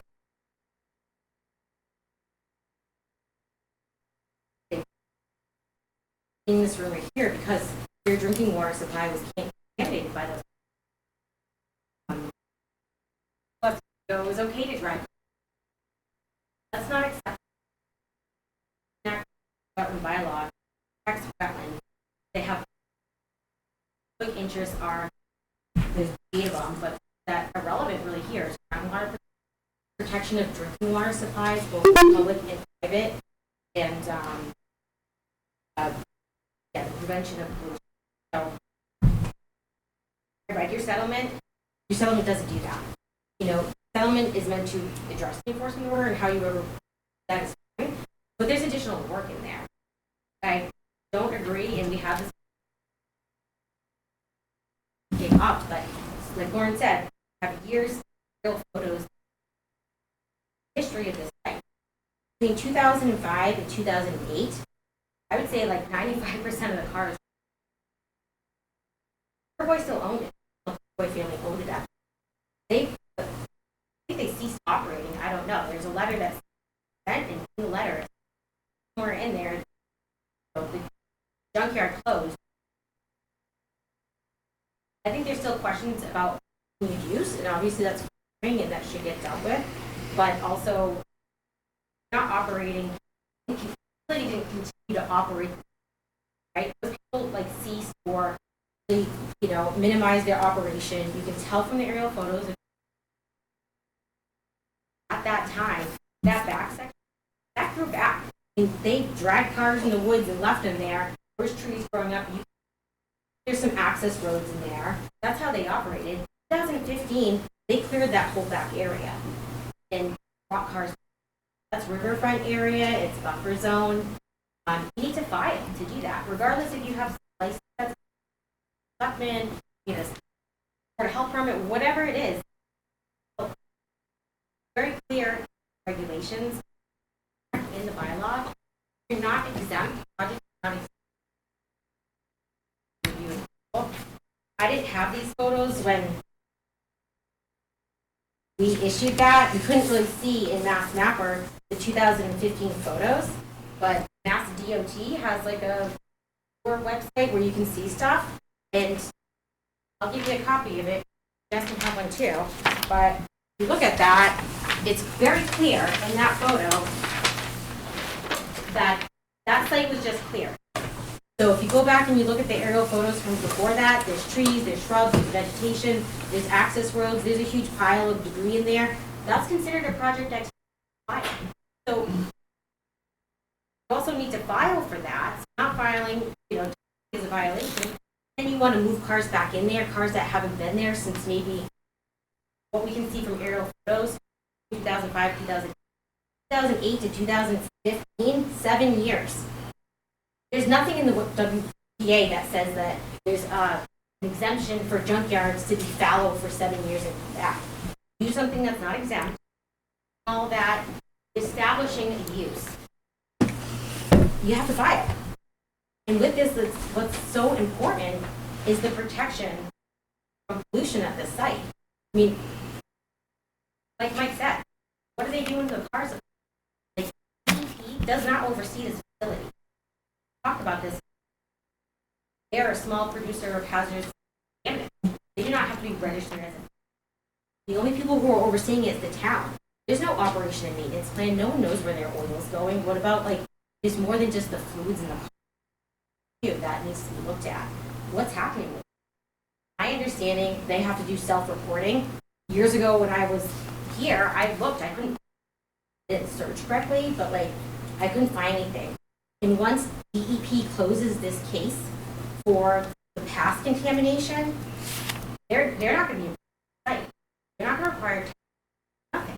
They're dealing with the past contamination. So whatever's happening now or has been happening past 10 years that may be in the groundwater, we might not see that today.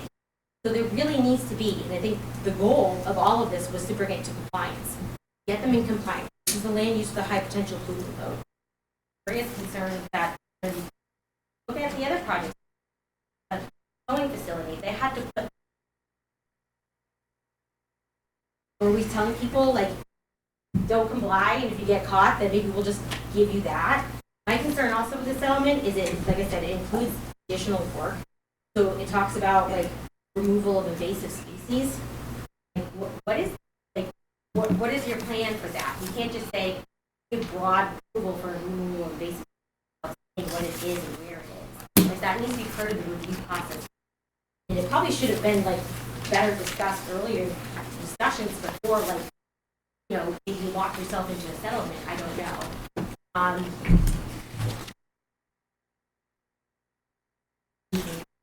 Got here, but I would recommend that maybe you have a review of this. I don't think your settlement limits you to just a delineation, a peer review of all of this to make sure we're in compliance here.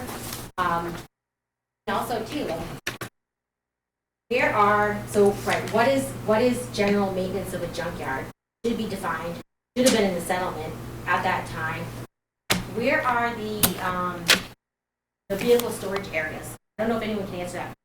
Where are the vehicle storage? What are we talking about? The site plan doesn't even show anything on the site plan. The site plan shows, like, let's say existing positions, like topography, there's some wetland lines, buffer zones. Where's this access road they're talking about? Like, that access road, if you drive by there, I'm not sure how many people, I know you guys said you recently went there, like, who else is like the whole site, like, who went on the site before they even agreed to a settlement? Like, that access road, portions of that lead from where they're storing cars to where the culvert is, that's like fully vegetated. It's got herbaceous vegetation growing on it. There's pine saplings coming up. So if they want to take that road, which probably hasn't been used, I don't know, years maybe, who knows, and turn that into a commercial industrial road use, what do they need to do to that? They said they're just going to drive on it. Are we going to turn that back to gravel, commercial, or where some standards? Are we going to try with those? Finally, with the delineation, Lauren, can you pull the site plan up? Absolutely. So two things. One, with that, talk about the airstrip. You don't even show it on the plan, so I don't know how we know there's wetlands there or not. Like, if you're approving a delineation, you should be showing like that area. There are two potential vernal pools up near the end of that. It should be shown if you're agreeing to it. It sounds like with zoning, maybe you can't use that anyways, but like, you know, that's the thing. We're not defining anything. It doesn't even show where they're storing vehicles. Like, my read of this is that they're going to put placards at a 50-foot buffer. What's in the settlement doesn't even exactly show what's on the plan. Like, the other one says like client, maybe this one does. You got a 50-foot setback and you got a 50-foot river buffer. Your aerial photo with reference clients here. But so my understanding is right. You're going to put placards 50 feet out from the wetland, move the cars less than, and move them at 51 feet and let them rot and die there with no stormwater protections. Like, that's just. It's the ortho, I think, Lauren. No, there's another plan too. Either one's fine. But also too, like, when this came in and was being discussed, right, there was no agreement on the delineation, and actually, I disagree with the statement said earlier. I did raise concerns about that. I never went on the site, never been on it. I do think that it should be reviewed. Between where there's a perennial stream on that property, and it carries and goes and flows down across Mashapog Road. Culverted streams, right, it's a perennial stream. It doesn't have a riverfront if it's like culverted for 200 feet or more, but it's still stream. And streams still have bank. It's a resource area. You need to show it on there. Wasn't it a riverfront here? Yeah, that has riverfront. Yeah, but where it's culverted, if it's culverted 200 feet or more, it loses riverfront. But it's still a jurisdictional stream. It still has bank. If you're approving your plan, you should have that on there. So you're essentially saying that there's nothing there. So they go dig, you know, it's a resource area. The biggest thing, and I'm surprised not a single person has mentioned it at all, where's your 200-foot buffer zone on this? Not on here. Not on here. No one noticed that. I honestly, I think you need to have like an outside person assist with this review. You need to define your use. You're saying, like I said, they put placards at 50. All right, so if you go in the woods over there, they're saying that they can go in and park cars anywhere in the woods there, as long as they stay out of 50 feet. That's a new project or activity. Tell me, they should be telling you where in the regs it says that. They don't need to file and get review for that. But they are doing it right now, I guess, and saying it without actually showing you where these areas are. So that's a new activity. New activities probably shouldn't be settlement at all. think they're arguing that it's always been used that way. But like I said, it was used that way in the 1940s, doesn't mean that that's acceptable today. Like I said, they pulled all those cars out and there was no cars there.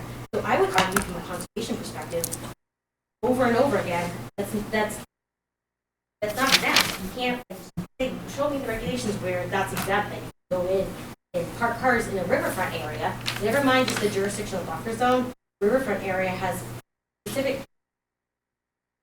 Those are all new activities, and if you're doing that in this notice of intent, all of that should be. All of any.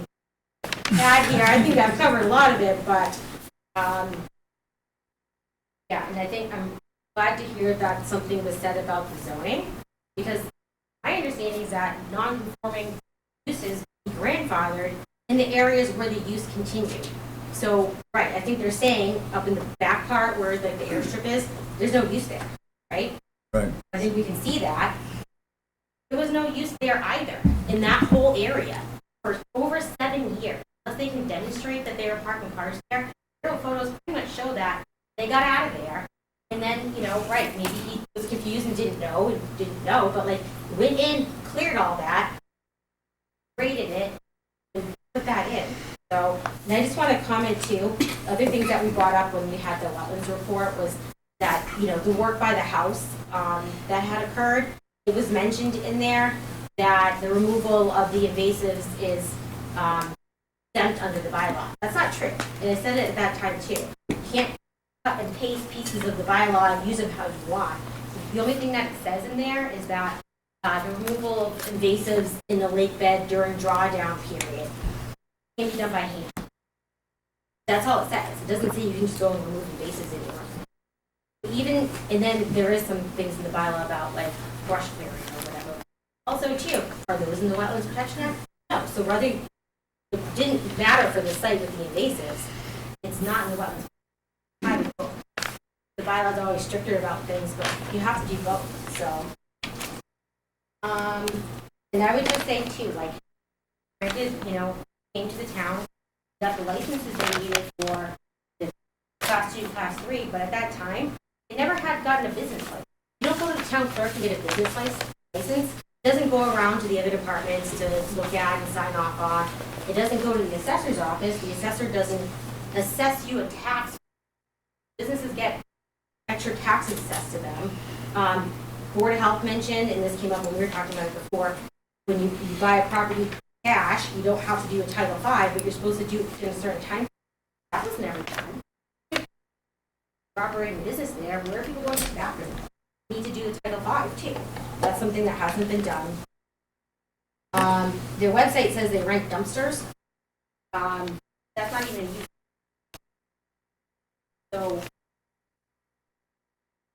verified car, as well as the use areas.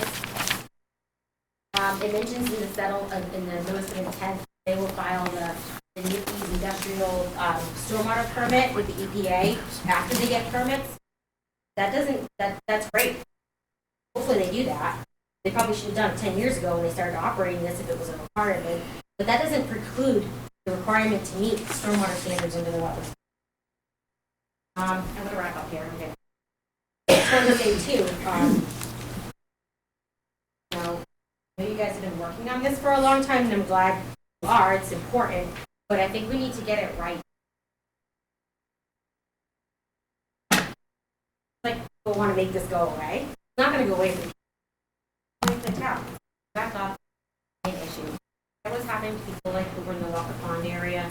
They're dealing with the contaminated wells right now, and the town's like, how do we get water over there? How do we deal with this situation with, obviously with Mass DOT because it's from the highway, but like, how do we become a big serious environmental risk? Get it right. Through the chair, would like to hear any other public comments. Want to hear other? You have more? Yeah. Anybody else like to speak? Go ahead. My name's Jonathan Scott, at 67 Mashpog Road. But I appreciate everything she said. This might be more of like along the zoning question lines, but I purchased my house in 2009. noticed, looking at Google Maps. So I went online and I found their website. They're no longer in operation. Great. Don't worry about that. However, our house didn't disclose about the well water. So we found out several years ago. So I have concerns about property, considering as of 2019 what I could find from their own website. They're planning on vehicles going forward, if they're looking to expand side of the wetlands.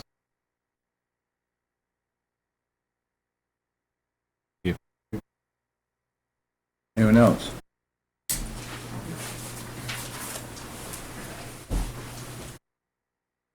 Eric Persick, I'm at 69 Mashpog, so I'm a direct abutter. Get well water treatment. Tested. So far, we've never had a problem, but we have a lot of concerns with oversight on the site. I feel like we've been in our house about 10 years. There's been a lot of lack of information, a lack of clarity, lack of understanding about what's going on. There's a lot of anecdotal things. Neighbors down south, right next door, as far as we know there's things going on there. But I don't feel like there's been any kind of operation running legally above. It feels like doing a lot of things next door, not telling anybody what they're doing. We were part of the whole process. We went to all the hearings when they were talking about the licensure, operating their business. My understanding was that was a continuing business type thing. They kept giving them the license business. I don't think that the business has continued. Observation. I've lived in my house for 10 years. I knew the junkyard for 40 years. If the junkyard was in operation, you could go get an alternator. Since the people who have owned it now, there's no operation continuing from when the Curb Boys had it. It has not been a public asset. It hasn't been something that somebody can go up, work on something, get their car fixed. That was what it was when I was a kid. That's not.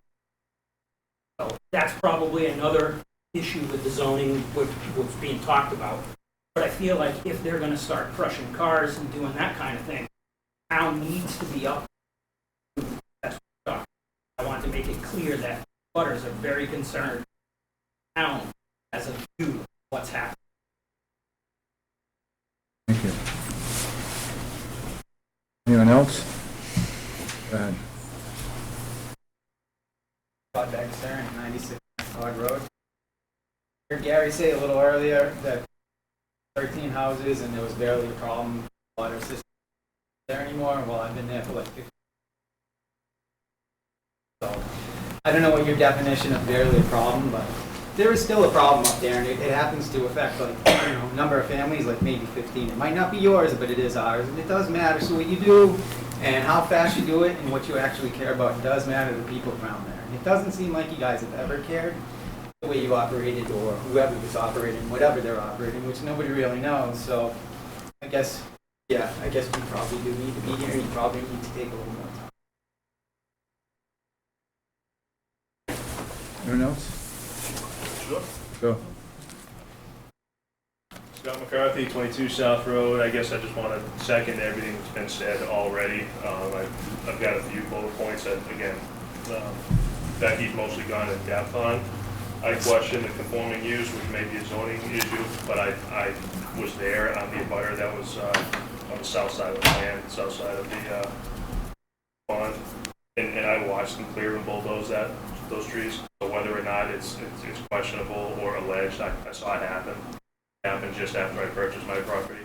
I purchased in 2013 and in 2014. I don't remember exactly, it was 2014, 2015 was in and around when that area was cleared. It made me sick to my stomach. So, because again, I was under the impression that there was no continued use. Aerial photographs show the continued use. There was no continued use. I'd asked this board, why not the 200-foot setback? Why would we let this non-conforming so-called continued use to the minimums of 50? Why not stick with the 200 at the bare minimum? Which again, I don't believe it continued. New areas and new activities got me extremely concerned. Like I did mention, the top of that runway is the top of the hill. That's just going to affect all the houses on South Road. And going the other way. I don't know how far any of these contaminants and pollutants travel, but then that heads into, I think the Southbridge water is over in that direction. Either way. And yeah, that hasn't been used. There is no industrial use at the top of that runway. That's not a continued use. It's been cleared out for at least the 10 plus years I've been at the house.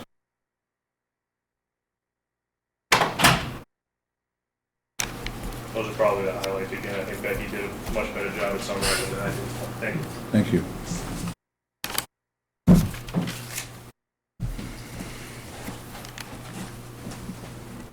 Hi, I'm Heather Hendrick. I live at 92 Mashpog Road, directly across the street from where those wetlands were. And I have a seasonal stream on my property that runs through, that you're all talking about, it's perennial, whatever. It does run quite a bit. Only in the summertime does it ever get dry. And that's where my concerns are, because that runs through my entire property right down to the Quinnebog River. And I'm concerned that saying that things are remediated now, what's going to be put in place for the future to make sure that nothing happens? What provisions are put in so that the groundwater and just not even the groundwater, just the surface water is not being right down our beautiful river. So that's my major concern here, and the activity that's going to be in and out. I also would like to second Scott McCarthy was just saying. I've lived there for 17 years. There's not been continued use. There's never been use there. Well, at least not in the last 15. So I'm not sure where that's a whole licensure issue. I'm not sure why that was ever issued. Thank you. Anything else? Nobody else. I'm gonna talk. I'm Serge Provedenik, just in case. Nice to meet you, neighbor. And I'm those guys. I don't have multiple personality. I'm one person. So, but I'm the guy who took over from 3 generations of cowboys. And that's when all contamination was happening.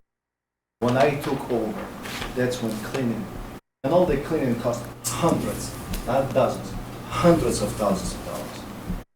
And like hundreds of trucks of contaminated land was removed. I paid for it. I didn't get not one grant from the government, not from the city. I pay my own money that I work for. I came here 16 years old. I didn't speak any English. Got nothing to do. I'm glad that I end up here, a land of opportunity. I'm part of it, and I'm proud American, and I pay more taxes than probably any of the incomings. Not to be proud, but I'm just glad I'm here. Thank you guys for being here. I spend money, numbers don't lie. Gary is not doing in the basement or in a garage test. It's the proven labs that, and I'd be surprised. Maybe you're gonna take a bottled water and treatment he is providing. I'd be surprised. Probably his water gonna be better than bottled water if you go and test it. Instead of talking, why don't you take a sample and go do it yourself? I can even pay for it for the sample you're doing. I'm not here to took the money and run away. I came here, I love this country, I'm a patriot of this, I love this land, and every day I was there, the samples, it was cleaner samples, better. I paid for over 8,000 tires to disposal, pick it up to 105 acres of land. I'm surprised nobody mentioned, but somebody was trespassing through the property. Even signs there are no trespassing, but they know exactly some places better than I do on the property, which is illegal. That's okay. You're all welcome to go there. Just, I don't want to have a new lawsuit because somebody was trespassing in Fowlers. But, of course, call for permission. So we're doing a good job. I appreciate Gary's job. He was right on, and he's doing, honestly, we see results. Every year it's getting better and better. I'm the guy who working to improve the territory, to improve land, to improve drinking water, and I'm paying for it so far. And I hope one day it's going to be so clean. If I spend so much money, there is no reason for me to cause contamination. And to be honest, not to insult anybody, our cars today cost a lot more pollution than those 500 cars never been started today, unless somebody got here today on a bicycle in freezing weather. But we're working on it, we're improving it, and we continue, and that's the promise. And again, it is hard to choke in the patient and ask, is your health improving? I'm spending my own money. I would like to make some money to improve money. So far, I've been spend on the property probably 100 times more than I get in. As far as business going, today's it's a lot shipping and it's online order and shipping, and that's why you don't see so much activity, which is better for neighbors. There is no trucks, and if it's, I have another junkyard too. So if it's get to do crushing or something, we pick up cars. We're not even crushing here.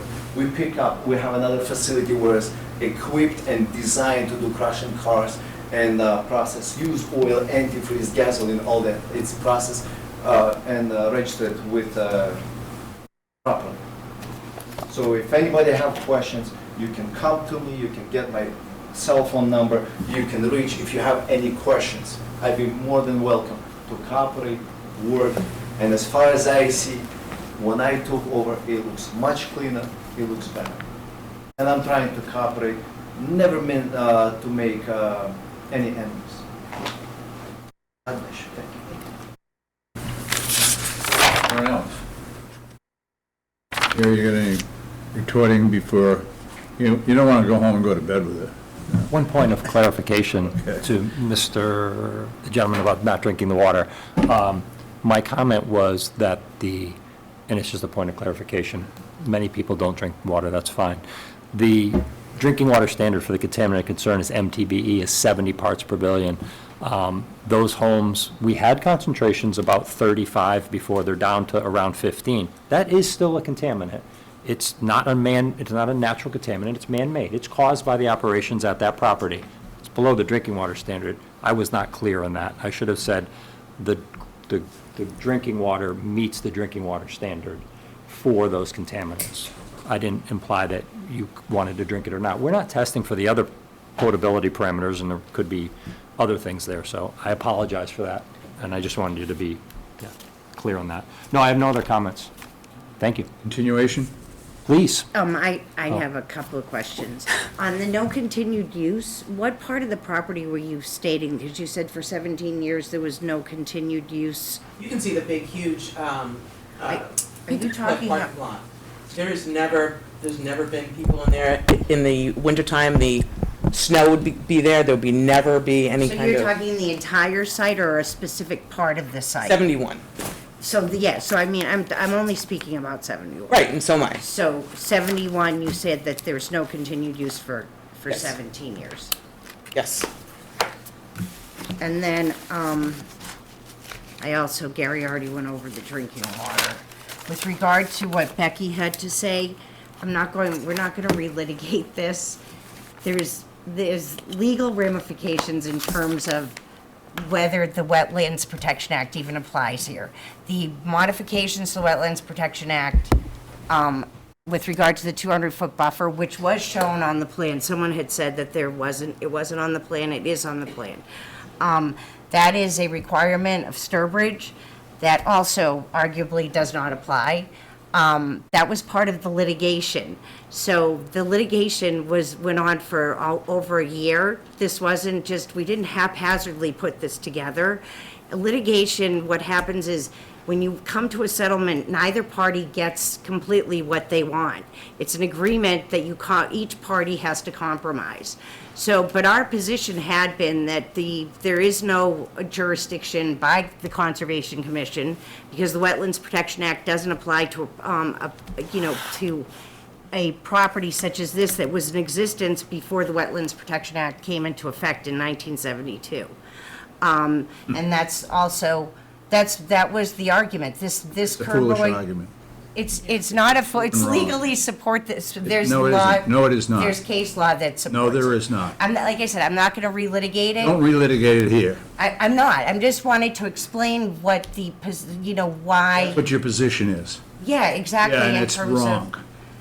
Well, you'd have to go to the, the case law and look at it and say that that's wrong. I'm not saying that we would prevail, that's not at all what I'm saying, I'm just saying what our position was. But this was put together, thoughtfully in terms of both parties participating. I don't have, during that process, I don't have direct communication with the commission, so I don't know how their counsel communicates with them. I can only go by, what their counsel says, and you act in good faith. So when we put this together, it was my understanding that, these terms were agreeable to both the parties, and it was a compromise on both sides. On the operation and maintenance plan, I will speak with my client. It seems like that would be really addressing a lot of what was said tonight, and try to come up with something in terms of, that would meet the transparency that I hear from the commissioners and from the public. And I don't think that's going to be an issue in terms of putting something like that together. And then maybe work with the agent and try to get further information of what they were looking for before the next meeting, so we could possibly put something together before the next Conservation Commission meeting. Good. And I'll just I'm gonna reassess because you did. Soil borings, surface water, groundwater, nearby wells, clean up the property, no levels of defect on the property, and independent expert review of the wetland delineation to include that. We need to know that this site is clean, so if we move forward, then we're talking about the future, and we're not having some lawyer come to us and talk about the past. You referring to me coming No, to you? no, not at all. Okay. No, not at all. But that's what the issue is, It's a polluted site. You're defending it as a polluted site, right here tonight. When I responded to your question, I was saying that it had been a polluted site in the past, but there has been remediation over years. And that's all you're doing is saying it. Prove it. We'll get the Mass DEP records to show what was done in terms of remediation and all of the Great. testing, et cetera, because there's quite a lot of it. I don't question that.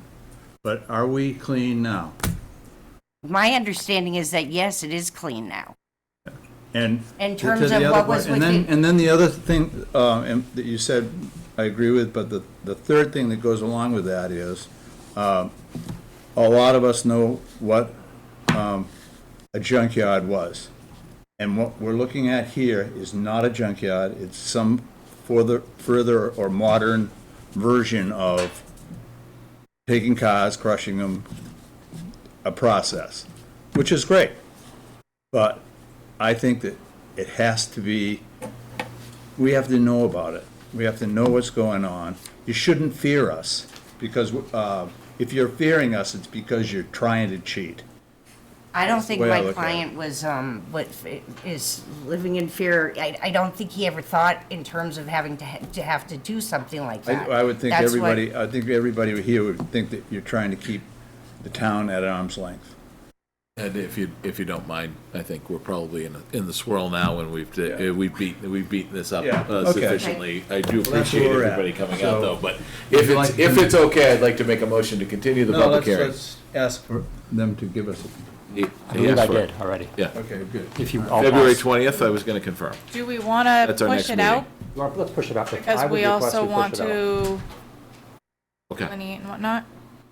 Yeah. Well, Great. And they have some information to Point of provide and order. reporting, and it sounds like it's going to be a lot of information that's provided, and we want to make sure that we all have adequate time to review it all, so I might even recommend that we wait until April. Yeah. Okay. What was your concern? Well, if you want to do a review, there's a process. And it would require a meeting, it would require a meeting Yeah. first, so. Understood. Yeah, but I'm not prepared at this point for the reasons that we've talked about. I don't know that a third-party review right now in the middle of a frozen tundra and in the middle of a drought is going to yield us the results that we ultimately need if we decided to go that route. So I think it's premature to make that decision myself. I don't disagree with you. So. Continuation to the, So late to April? I've got April 3rd or April 24th. all right, Like I said, I'd like to have enough time to review all of this information that we're about to receive. Can we put it to the 24th then? yeah, 24th. I'd like to make a motion to continue the public hearing until April 24th with regard to the property at 71 Mashapog Road. Second. Any discussion? Seeing none, all in favor? Eric Gaspar in favor? Ed Goodwin in favor. Sherman in favor. Roy Bishop in favor. Thank you, everybody, for Thank keeping you. it civil. I appreciate it. Thank you. May I apologize? It was for those that are terse, waiting but it was for their civil. next. Do you want to keep this? All right, Sorry, I couldn't find that. Pointer. The next one's, that's what I so wrote. you're gonna be up, if you want to get yourself ready. Did you hear Wheaties today? What? Did you hear Wheaties today? Yeah, I did. Good. I think I expected anything different. Come on. I knew it was gonna be a lot of comments, that's fine.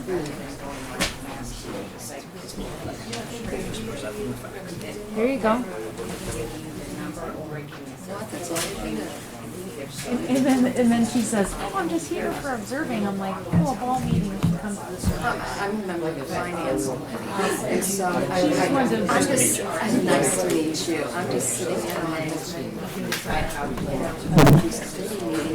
just to get myself. I use OneDrive to distribute information, Oh, so I put this on that's my phone. fine. Great. Thank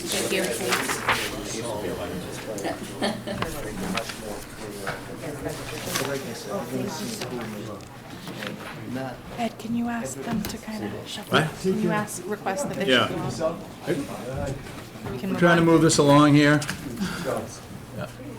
People, we're on to Regip Lane, 4 Regip Lane. Can you guys chat out there just so Not we can for- keep going? What are you here for? The one after, I guess, Aaron just. Jeff Lane is Oh, not yeah. able to open, so We I can got talk about it Dave for ready a to while, go. anyway.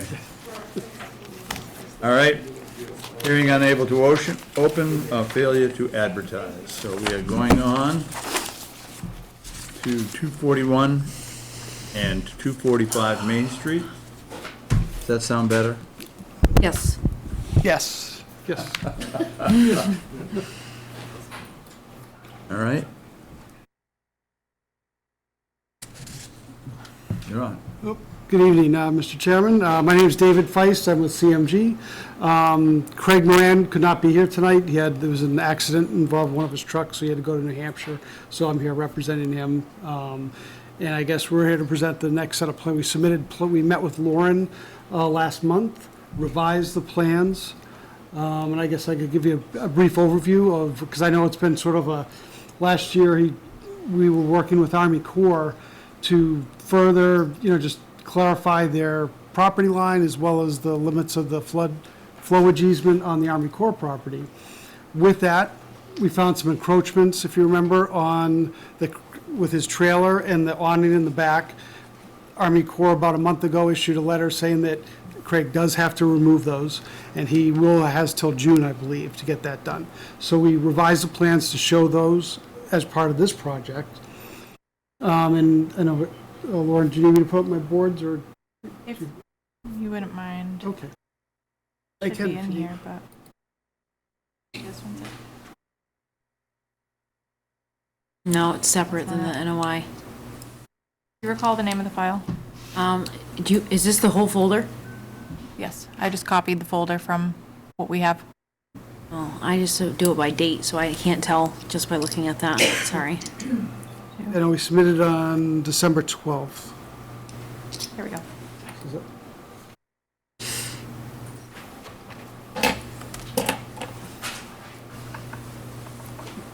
Does this look right?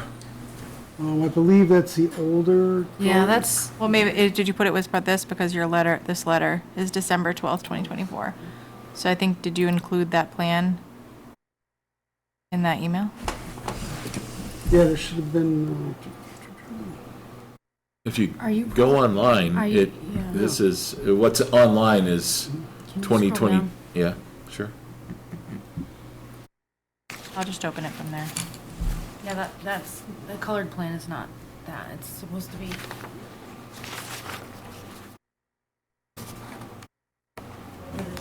Yeah, dated 1/15/24, this looks like the right one. Yeah. That's it. oh, good, yes. Yep, there we go. Okay, so basically, the surveyor last year revised the original survey plan, because initially, we received comments from DP and Army Corps. As you can see on the plan, the property line along the bottom of the property represents the Army Corps', the property line between the site and the Army Corps' land. As you can see, there's a construction trailer located Is this, in this area here. Yep. That's the Army Corps property? Yes. As part of it, several monuments were recovered, that were actually buried, that had been there for a while. And again, the Army Corps went out and verified that with Craig. So basically, we reestablished that line. And again, Army Corps has, again, you can see the encroachment here with the trailer, as well as here on the awning, have to be removed by June of this year. In addition, you can see there was an area here, again, this property has been here since the 30s. And this area was historically used as part of it. However, back in the 70s, when the Army Corps took this piece of land here, again, that obviously is no longer, part of the project property. With that, the other part of it, Hobbs Brook, one of the DEP comments, basically the town's GIS mapping, we were able to find the old outline of Hobbs Brook, because as was mentioned, this whole area currently, if you see, this is a delineated wetlands line. There's beaver activity, which has flooded the area, which one of the questions was, did it have any sort of riverine characteristics? So again, we did look back, and there is documentation. If you look at the town website, the GIS mapping did show this is where Hobbs Brook was. With that, that's where we basically came up with the riverfront, the 200-foot riverfront associated with this little area here. And again, the site itself predates the Riverfront Act, Wetlands Protection Act, and Town Bylaw. It's one of those older sites. So again, all of this area here, we're not proposing any new expansion. So if we could, I guess, go to the next plan. So as a result of all that, Craig has, wants to reduce the area that we're paving. You can see here's the same property line was established here.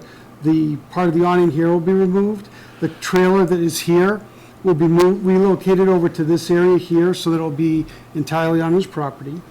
Proposing to basically leave a 3-foot to 4-foot grass strip and gravel area of areas that were historically paved in this area, remove it, and propose to basically, he wanted to pave a little bit area to access this area here, leaving the gravel area here. Basically, we're not resulting in any new pavement area. With that, we received some, we met with Lauren to discuss this before we submitted. We submitted the plans. Heather Blakely did submit some comments to us as well, which we have yet to respond to. But I'd be happy to take your questions and answer any questions you might have. Okay, what is the new use of the property? There is no change in use. He strictly wants to repave areas. No change in use? Not that I'm aware of. That's not an answer. I need to know what the use is now. He uses it. It was a garage. Right now, he uses it for his mobile medical business, which involves basically the repair garage here for his tractor, the trailers. He has trailers stored outside, and he maintains his equipment in the building there, He has an office building here. And he stores in the trailers.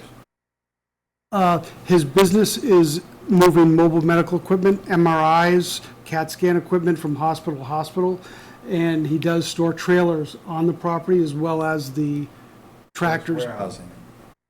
Not warehousing, it's basically for the use of his mobile medical, maintaining his tractor trailers and equipment for his mobile medical transport business. And there's no change in use. He's strictly asking to repave. Well, there's no change in, use since 1940, there's no change in use. I did not say that, Mr. Chairman. But since, basically, he's asking to repave. Since he sold the business off that he had there, he has a new business. And he is, you've defined it, I think.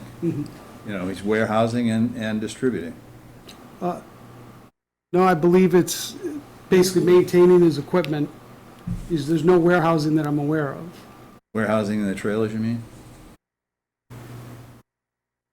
I guess I'll have to get clarification from Mr. Moran on that. Yes, okay. And that's something that I don't know the answer to. Okay, go ahead. So I guess my question was to the board, I guess, if you'd had questions on. Well, I don't know if we ever got an answer about the awning and when that was permitted and added to the project, because there was it looked. It was during the tornado time.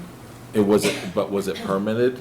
Right, I think that you asked that, and then we kind of fell to this point now. So I don't know. I don't think the answer was ever. Oh, I know that we all decided it was during the tornado that it was dilapidated already, and during the tornado time, they cleaned up back there and rebuilt, and so. This tar in here, from here down to here, is still there? Correct. And that was done during a snowstorm some years ago. I stopped by and they were pouring tar, just pouring tar down there, no permits, nothing. They, that's the result of this. I thought you'd want to know that. Good to know. Basically, our application is based on the survey that was done last year by the surveyor, which is provided as the first part. So you want, this is your tar line? Yes. You can see this is the edge of the existing tar line picked up by the surveyor, along also in this area.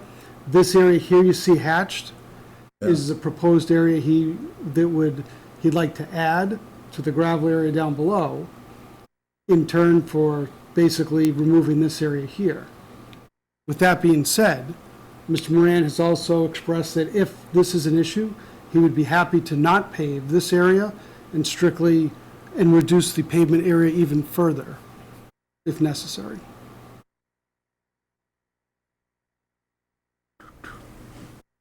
Anything? Remind me of the use, and what's the use in that lower area below the awning, past where the pavement and where the gravel This area area was? here? Because if I remember, it's been a minute since we've been on the property, so Understood. give me a little bit of grace.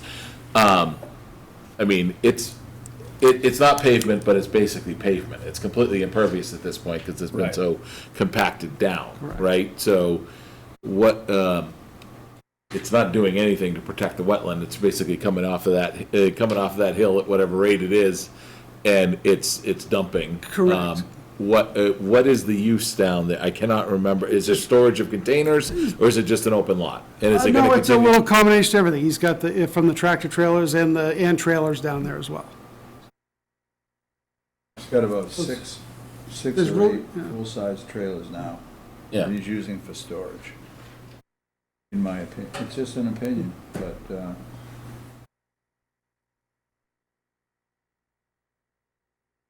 And that's going to continue. That use is going to continue as it and sits. expand, right, if you Right. can. Okay. Interesting. I would still like some clarification around, like, I don't remember ever getting a full resolution around, like, the awning being permitted and authorized, and the permit, if the permit is from, was that 2011, or after 2011? It is from that. It is from that? Yeah. You remember it? I remember it. Oh, okay, well then, okay. I think I actually checked records and, you know, Yeah. back then, even though it doesn't seem that long ago, I don't believe there's a great paper trail of So like the building questions department around records the for that. unpermitted work time. was solely the pavement. No, he's got buildings to move or remove, right? Right. And the other thing I will note as well, there is the Convolt 1,000-gallon fuel, it's a double-walled fueling tank. Sorry, Okay. poor way to ask the question. Oh, sorry. When we were on site, there was a pretty sizable discussion about activities that had been done outside of the permitting process and when that happened. Gotcha. And so your thoughts are the extent to that, it doesn't have anything to do with the building, it has to do with the pavement. What stormwater mitigations are we dealing with if there was, is there something that is being given back to us to catch, slow down, process, whatever, the stormwater to allow for that additional pavement to go on in that area where the awning is, that will net improve the overall conditions on the site as it sits today? Right now, I think probably the best way I can answer the question is, because this area here, as you can see here along the edge, is a very steep slope. Right. That's been established for quite a number of years with the vegetation and stuff in there. So there's really no room here for the steep slope. However, we're willing to basically provide what's along this edge here, on the upper part, a vegetated filter strip, 3 to 4 feet, which is allowed as a pre-treatment method for Luppels, for a land use high potential pollutant load. Given that where it's a redevelopment, we have very limited room to do any sort of, given the soil conditions. That's not you're looking for a bag, there's a bag in that chair. No, I was looking for a key, our key, sorry. Oh, no worries. Thank you. Go ahead, I'm sorry. Oh, no worries. And then in addition, he's willing, again, to reduce the paved area, so in addition to not do this area here. Is this coming off this corner? Yes. You're gonna cut that off? Yes. So, I mean, I guess my point is, I don't know that I mind the pavement, because I look at that as all as pervious anyway, right? So I don't know that it's a net negative. But what I would like to see is if there's a way, as an accommodation, for us to allow the pavement, is there stormwater, is there an idea that Lauren could present, or you guys can discuss, that we can put some stormwater treatment or stormwater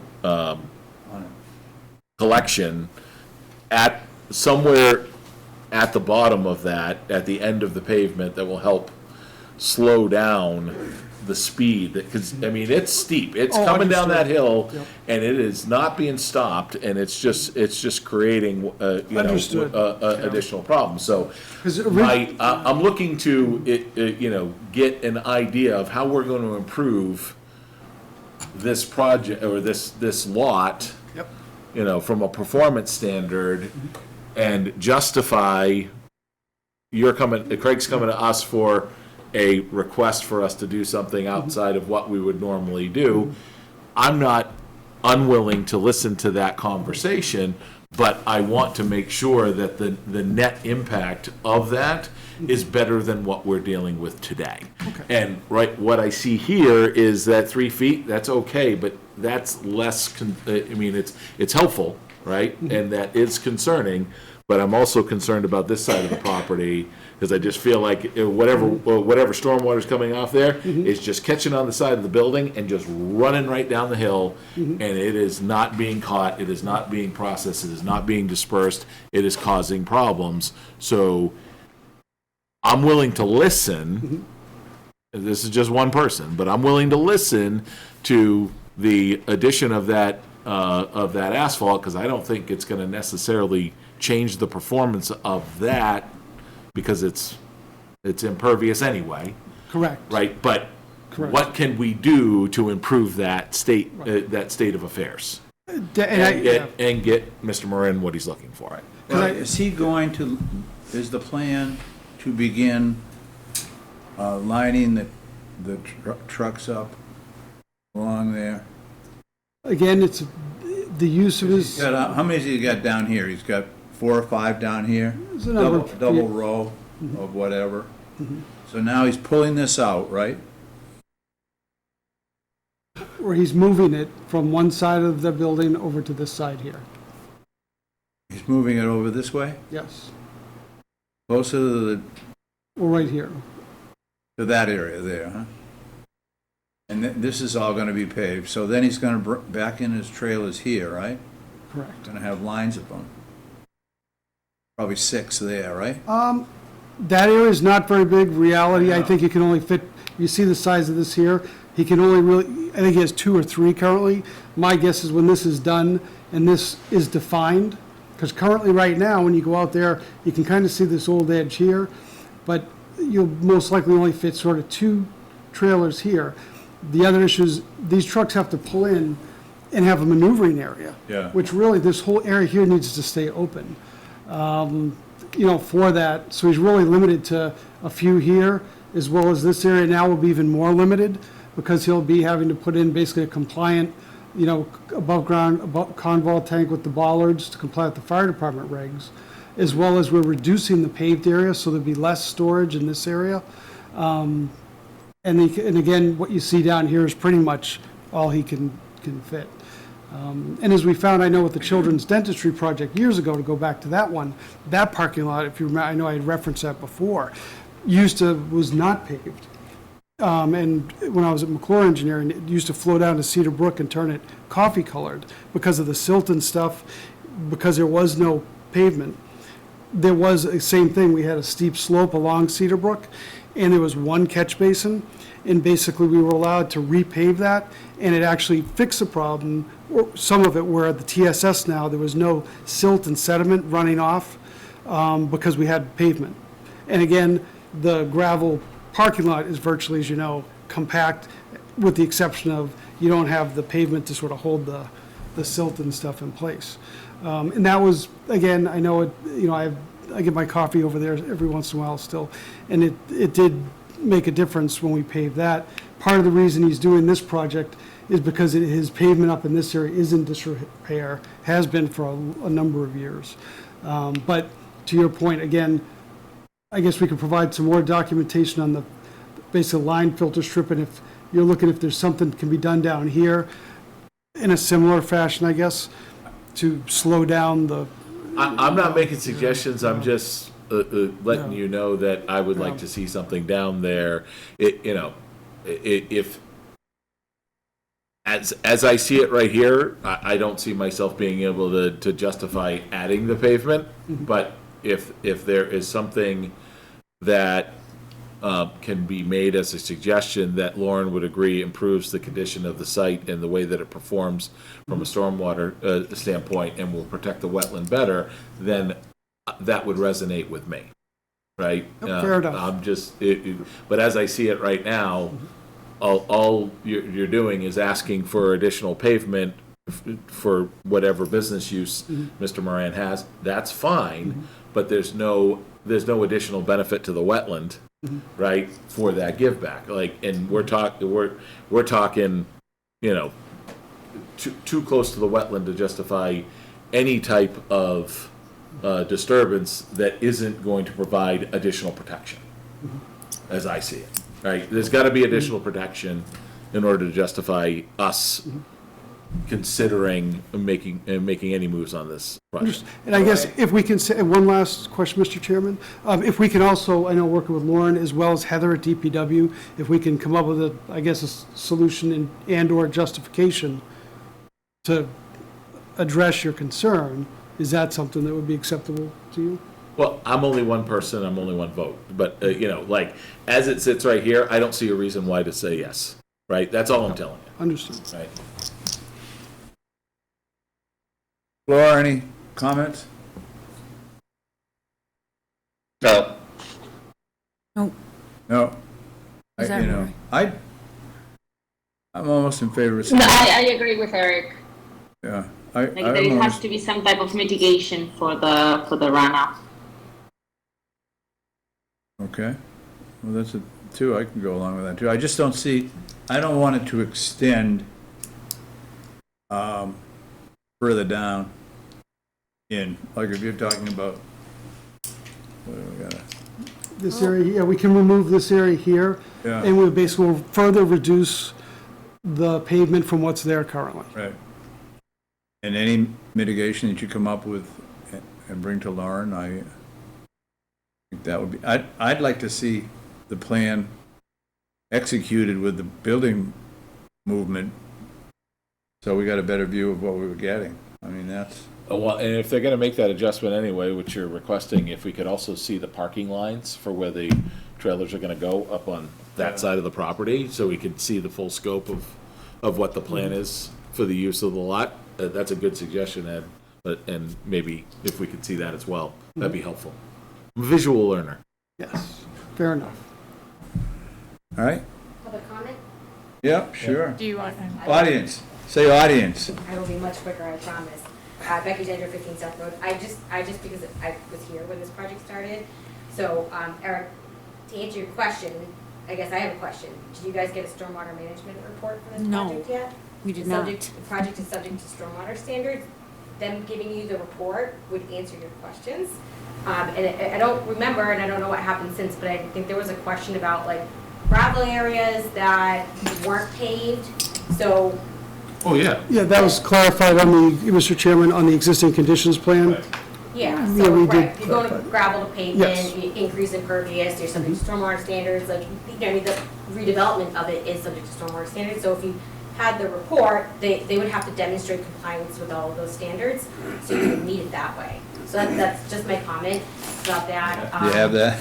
Yes, I believe And we then submitted. as far as like the riverfront area, you should really look at the regulations in 10.58 where it talking about the riverine characteristics, because you don't just go back and just look at that. So that, you're talking about like the directional flow through there, so they should really demonstrate that a little bit better to determine where that riverfront area is. I think, And then, just also, I have a question. So this is CMG who represented the previous application here, Yeah. who argued that the property didn't have to file. Like, Dave, you just said that you weren't subject to predates, like, yeah, if they continued use and nothing changed, but when you want to do a project activity, you file a notice of intent, right? That's why they filed a notice of intent. So I just wanted to make that point, that's all.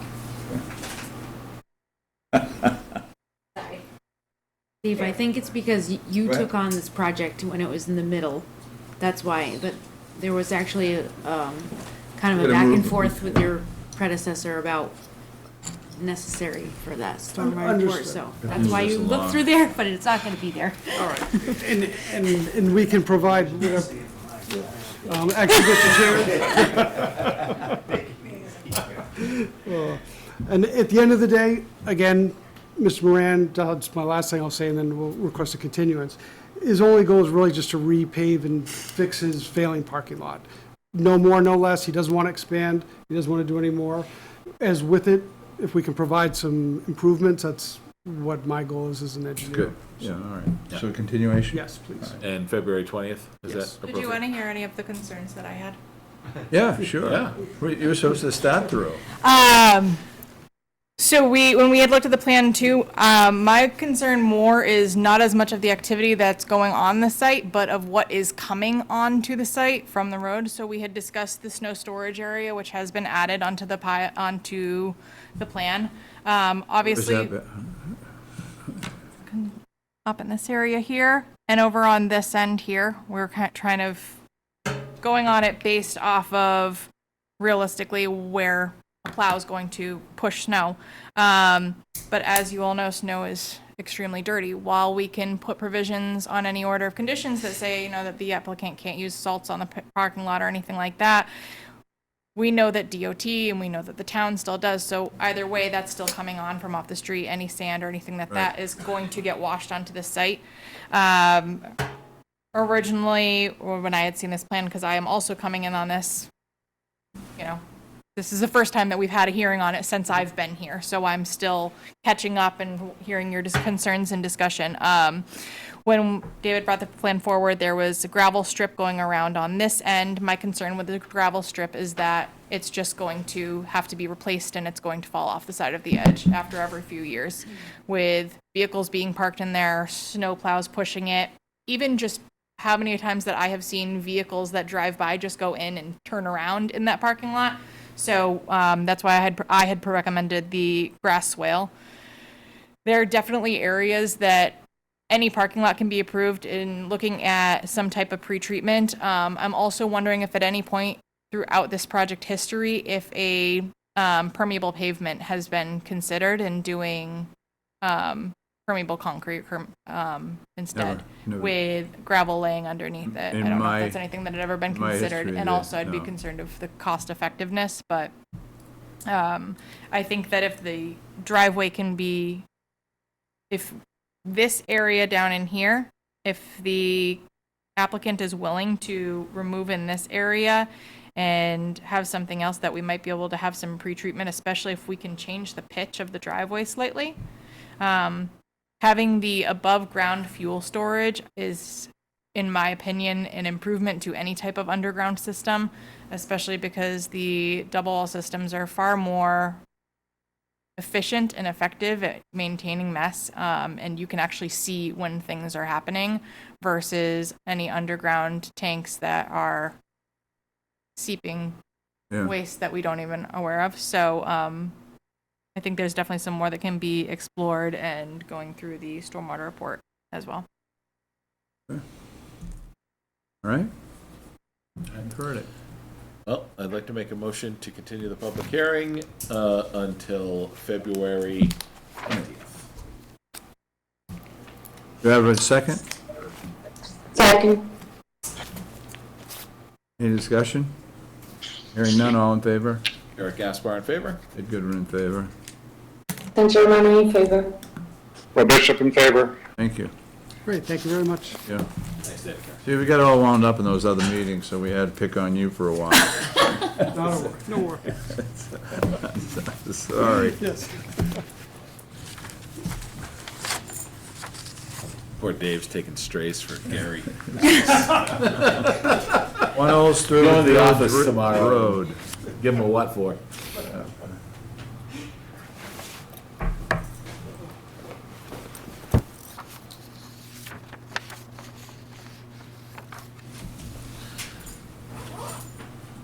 Lauren, thank you. Addressed, not addressed. Loved it. Made my heart happy. Old Sturbridge Village Road? You what? Who's doing? Old Sturbridge Village She's Road. online. Oh, okay. You got to raise your hand, Morgan. Hi, can you hear me? How you doing? Everyone can hear me okay? Yep. Okay, awesome. Hi everyone, Morgan Proco from TRC representing Old Sturbridge Village. I've been here before, so I'll keep it brief, but we're hoping to get approval for treatment of some aquatic invasive plants in their ponds on the Old Sturbridge Village property. I believe we discussed a number of issues that were brought up, and currently we're talking about the drought conditions that were in place when we took water quality data back in October. We had discussed going back out there soon to get more data, but I don't think that would be possible, probably because the lake would be frozen, given the temperatures lately. I also don't think that it's representative of how the conditions of the pond would be when we're hoping to treat, which would be early summer. I'm comfortable adding a condition to do a pre-treatment water quality assessment to submit to the commission. And that would be with all the other conditions we had discussed, including the post-treatment plant mapping and the whole other list on the detailed agenda. What questions does anyone have? All right. I don't want to We wait had- till last, though. At the last meeting, we had discussed the drought conditions because the water quality tests were done during the effective drought. I did talk to DEP, and for the purpose of this project, they did not believe that the water quality testing would result in, while the levels may be reduced from what they are, it wouldn't have an impact for the nature of this type of project that we're looking at. Although we receive guidance for other projects and in the future, whatnot. But that we would not want to accept those as the existing conditions. So if we were to move forward with this project, that we would want to require some pre-testing that we would then accept as the existing conditions prior to any treatment. And that would be the board's discretion as to whether or not you want to wait and have that testing done when the drought has ended, or if you want to add it as a condition that the pre-treatment be provided to the commission for the commission to review and then accept. I'd go with number 2. Say that again. Just give me the two options. We either hold off and continue this until the drought has been declared to be over with, then they test again, and then we accept those, or we accept it with conditions, and one condition being, with the conditions as recommended, one condition being that a pre-treatment test be required, showing the existing conditions, but I agree with that. for the nature of this project, I don't see anything different. If you had a chance to go over the recommended conditions, it's definitely a lot more notification. While this is not a public swimming lake, there's no recreation inside of the lake, I do think it's still important to have treatment posted, especially because, people do go in the village and bring their dogs, and there's employees in there. So having, signs posted in the treatment area, we also need to have notification of treatment being done. We should be monitoring all of these. And then the standard test reporting that we would require for water treatment testing. So if we go with option 2, it's pre-treatment testing. That we are presupposing, hopefully this is the case, that the drought conditions will be over by I hope we summer. don't stay in a drought. Right, but do we need to, it's a small risk, but it's still a risk. If the drought conditions are still in place, then what do we do? Right? If we put that condition in place, we're kind of handcuffing ourselves. So we probably should be declarative about what should happen in the event that there's still drought conditions at the time when they would want to do the treatments. At that point, I would probably recommend that we still have a pre-treatment done, either probably 30 or 60 days, but that we receive that prior to projected treatment. So say they want to treat in June, that we would receive that report in April, May, and show what those conditions are. We'd be able to compare with the information that was provided. And if there was any red flags, which for this location and for this type of use, I wouldn't anticipate. But again, you never know. Nothing's ever certain in conservation. I just don't want to handcuff ourselves or Morgan, with... That if we're in a drought for the next 2 years, Right, that exactly. it just stays there and nothing gets improved. Right. So does that cover your needs, Morgan? Are you okay with that? I just want to make sure I understand this. So adding that as a condition, not the first option of like waiting to do the as water a quality? condition, pre-treatment testing, but the goal of this was to get a baseline when we're not in drought conditions. Well, what if we're still in drought conditions?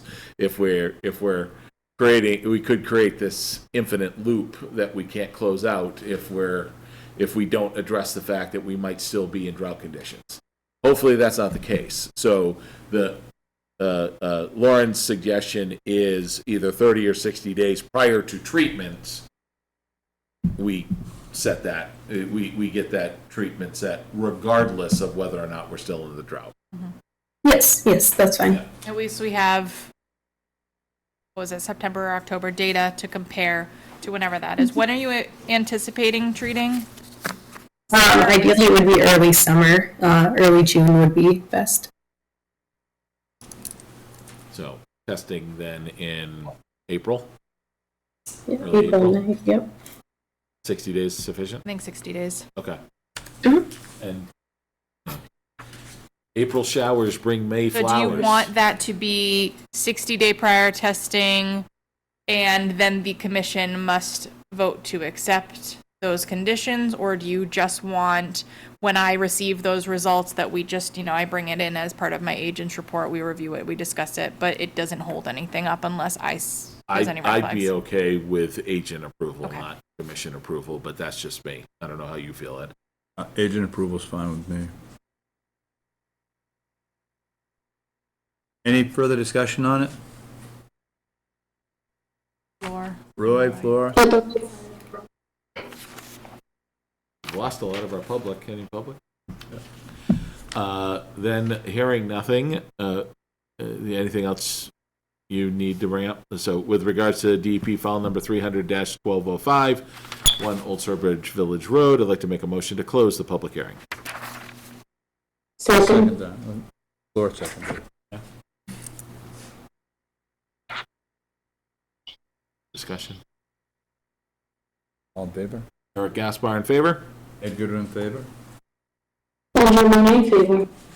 Roy Bishop in favor. Good. All right, so we need a waiver on this one, correct? You do need a waiver. All right, with regards to the project at 1 Old Sturbridge Village Road, I'd like to make a motion to provide a waiver for the use of herbicides, pesticides, fertilizer, or salt within the 100-foot buffer.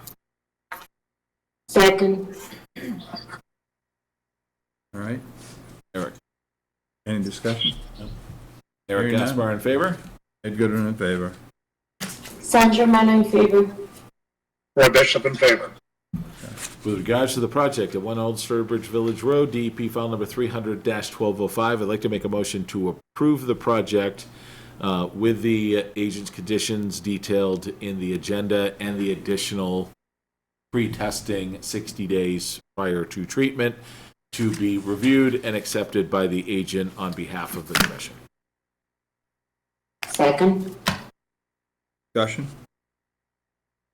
Hearing none, all in favor? Eric Gaspar in favor?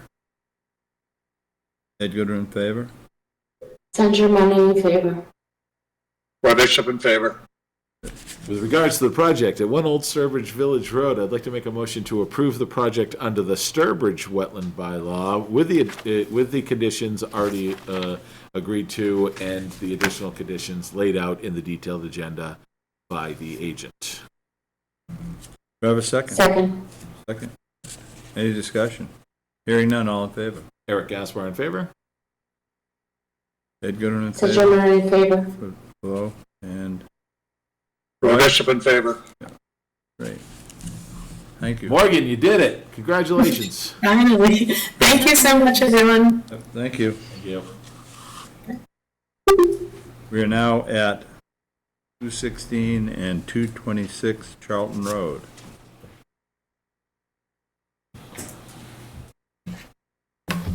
Right.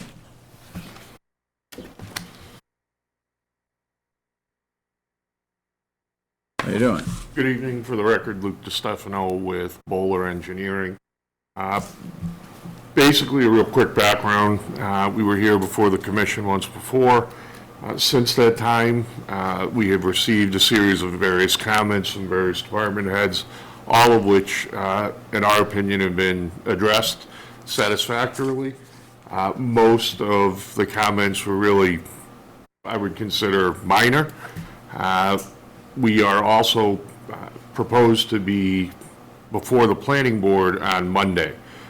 So we're hopefully looking to get this process wrapped up tonight so that we can continue with the planning board process on Monday.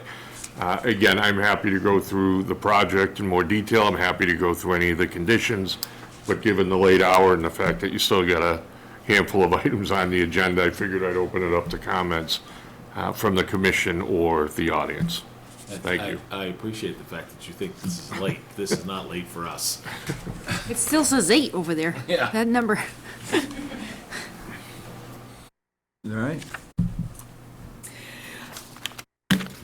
We had some questions from the last meeting, particularly I had some on the lighting, which had been addressed. We received the updated lighting plan with the vegetation. We had some comments on the infiltration basin, which modifications had been made as they are allowed. Again, the basin is already exceeding the size that it is required by Massachusetts stormwater standards, and I would not recommend reducing it. Heather had some comments, our DPW director had some comments about the roof to see if there was more green practices that we could do with the roof runoff.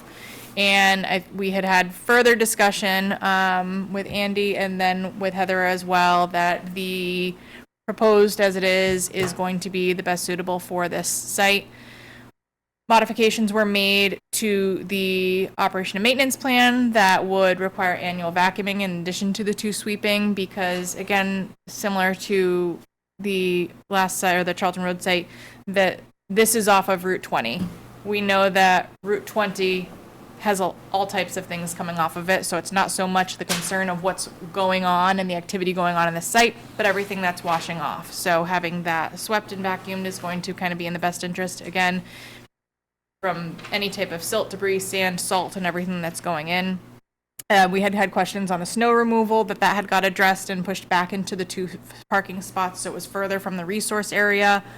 We had questions on the trash, which is furthest as, well, other than being closer to the road, but it's further on the back end of the property, on the concrete pad, fenced in, and that's something that's going to be enforceable and monitored as well. The operation and maintenance plan, I have recommended that also goes filed into the registry of deeds with the order of conditions or the final OMP, because while we hope that this would be a use for this project for years to come, when change of ownership happens and that new owner doesn't know what they're supposed to be doing to maintain their project, there it is right in the deed for everyone to go on and maintain. And then with the new inspection schedule that Heather and I are working out on stormwater practice, there will be a lot more monitoring and testing on the performance of these installations. So from all I can see, all concerns have been addressed.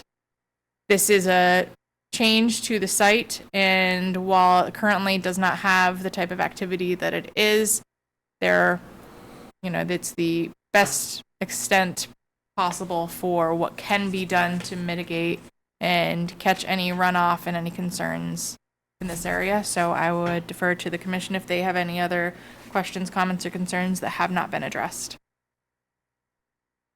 I have none. Just regarding the lighting, is it possible to have something on having the lights maybe off, completely off at nighttime when it's not in operation, or at least during the spring and fall bird migration during the night? Would that be possible? I gotta admit, I couldn't really understand the question. Having the lighting turned off during business hours, which I think that we had addressed at the last meeting, that the only signs that show are the red sign at the top, but all exterior building lights are shut off during non-operational hours, I believe. Correct. I think there's a slight delay once they close to allow for people to get out of the building, but Oh, that's yeah. correct. Excellent, thank you. Roy? Nothing. Roy? Roy's good. All right.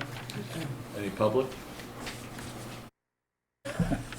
Well, with regards to the project at 216 and 226 Charlton Road, DEP file number 300-1217, I'd like to make a motion to close the public hearing. Do I have a second? Second. Any discussion? Seeing none, all in favor? Eric Gaspar in favor. San German in favor. Roy Bishop in favor. Ed Goodwin in favor. With regards to the project at 216 and 226 Charlton Road, DEP file number 300-1217, I'd like to make a motion to approve the project under the Wetland Protections Act with the conditions outlined by the agent in the detailed report. Second. Discussion. Hearing none. All in favor. Eric Gaspar in favor? San German in favor. Roy Bishop in favor. Ed Goodwin in favor. With regards to the project at 216 and 226 Charlton Road, I would like to make a motion to approve the project under the Sturbridge Wetland bylaw with the already discussed and approved conditions and the additional conditions under the Sturbridge Wetland bylaw, specifically calling out the $10,000 surety bond or cash bond to be paid to the town and released upon issuance of an order of conditions. Certificate of compliance. Certificate of compliance, sorry. Thank you. Certificate of compliance. Second. Seconded. Discussion. Hearing none, all in favor. Eric Gaspar in favor? San German in favor. Bishop in favor. Ed Goodwin in favor. Thank you, sir. Thank you very much. Good luck with your project. Thank you, Warren. Thank Sorry you we very kept you much. out so late, you know. She's been great in helping Hopefully get you're not through the driving to Maine. process, so, Hopefully you're local. thank you. Thank you. At number 9, we received a written request for continuation until the next meeting, February 20th. So we're Well, you still need to, I need to vote on it, but yes. continue. With regards to the project at 72 Paradise Lane, DP file number 300-1148, I'd like to make a motion to, 1148, how old is this project? Very. To continue the public hearing until the 20th of February. Second. Oh, I know what this was. All in favor? Because it's an amendment. Yeah, Eric Gaspar in favor. Actually, oh yeah, she can vote on the amendment, never mind. Roy Bishop in favor. And Ed Goodwin in favor. You don't know what 72 Paradise Lane is? No, I know. They hired somebody, so now they have to take more time. Thank you. They hired somebody else? Yeah, they hired, you told them you guys wanted an engineer, For the next? Oh. and Lenny's no longer. 263 Gotcha. New Boston Road. Okay, so we can answer my question. Right. So it'll be Just good. so the commission is aware, we did receive new information 2 days ago. I have not had any opportunity to review it for this meeting. Thank you. I don't even know And if it's in this folder.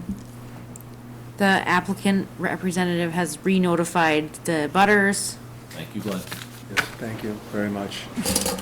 We would, because there has been no opportunity for staff and the peer reviewer who originally looked at this, Mr. Faniff, we were on the agenda, thank you, but there is, there are some issues with the CMG report that we see as far as discussions in the report by Mr. Go, that everything was dry at this time, and as you've been discussing the drought conditions, we would expect that in October it was dry because it was drought. So we have a similar case with Mr. Faniff that came from Ecotech, and it kind of fluffed off on me over in Sutton.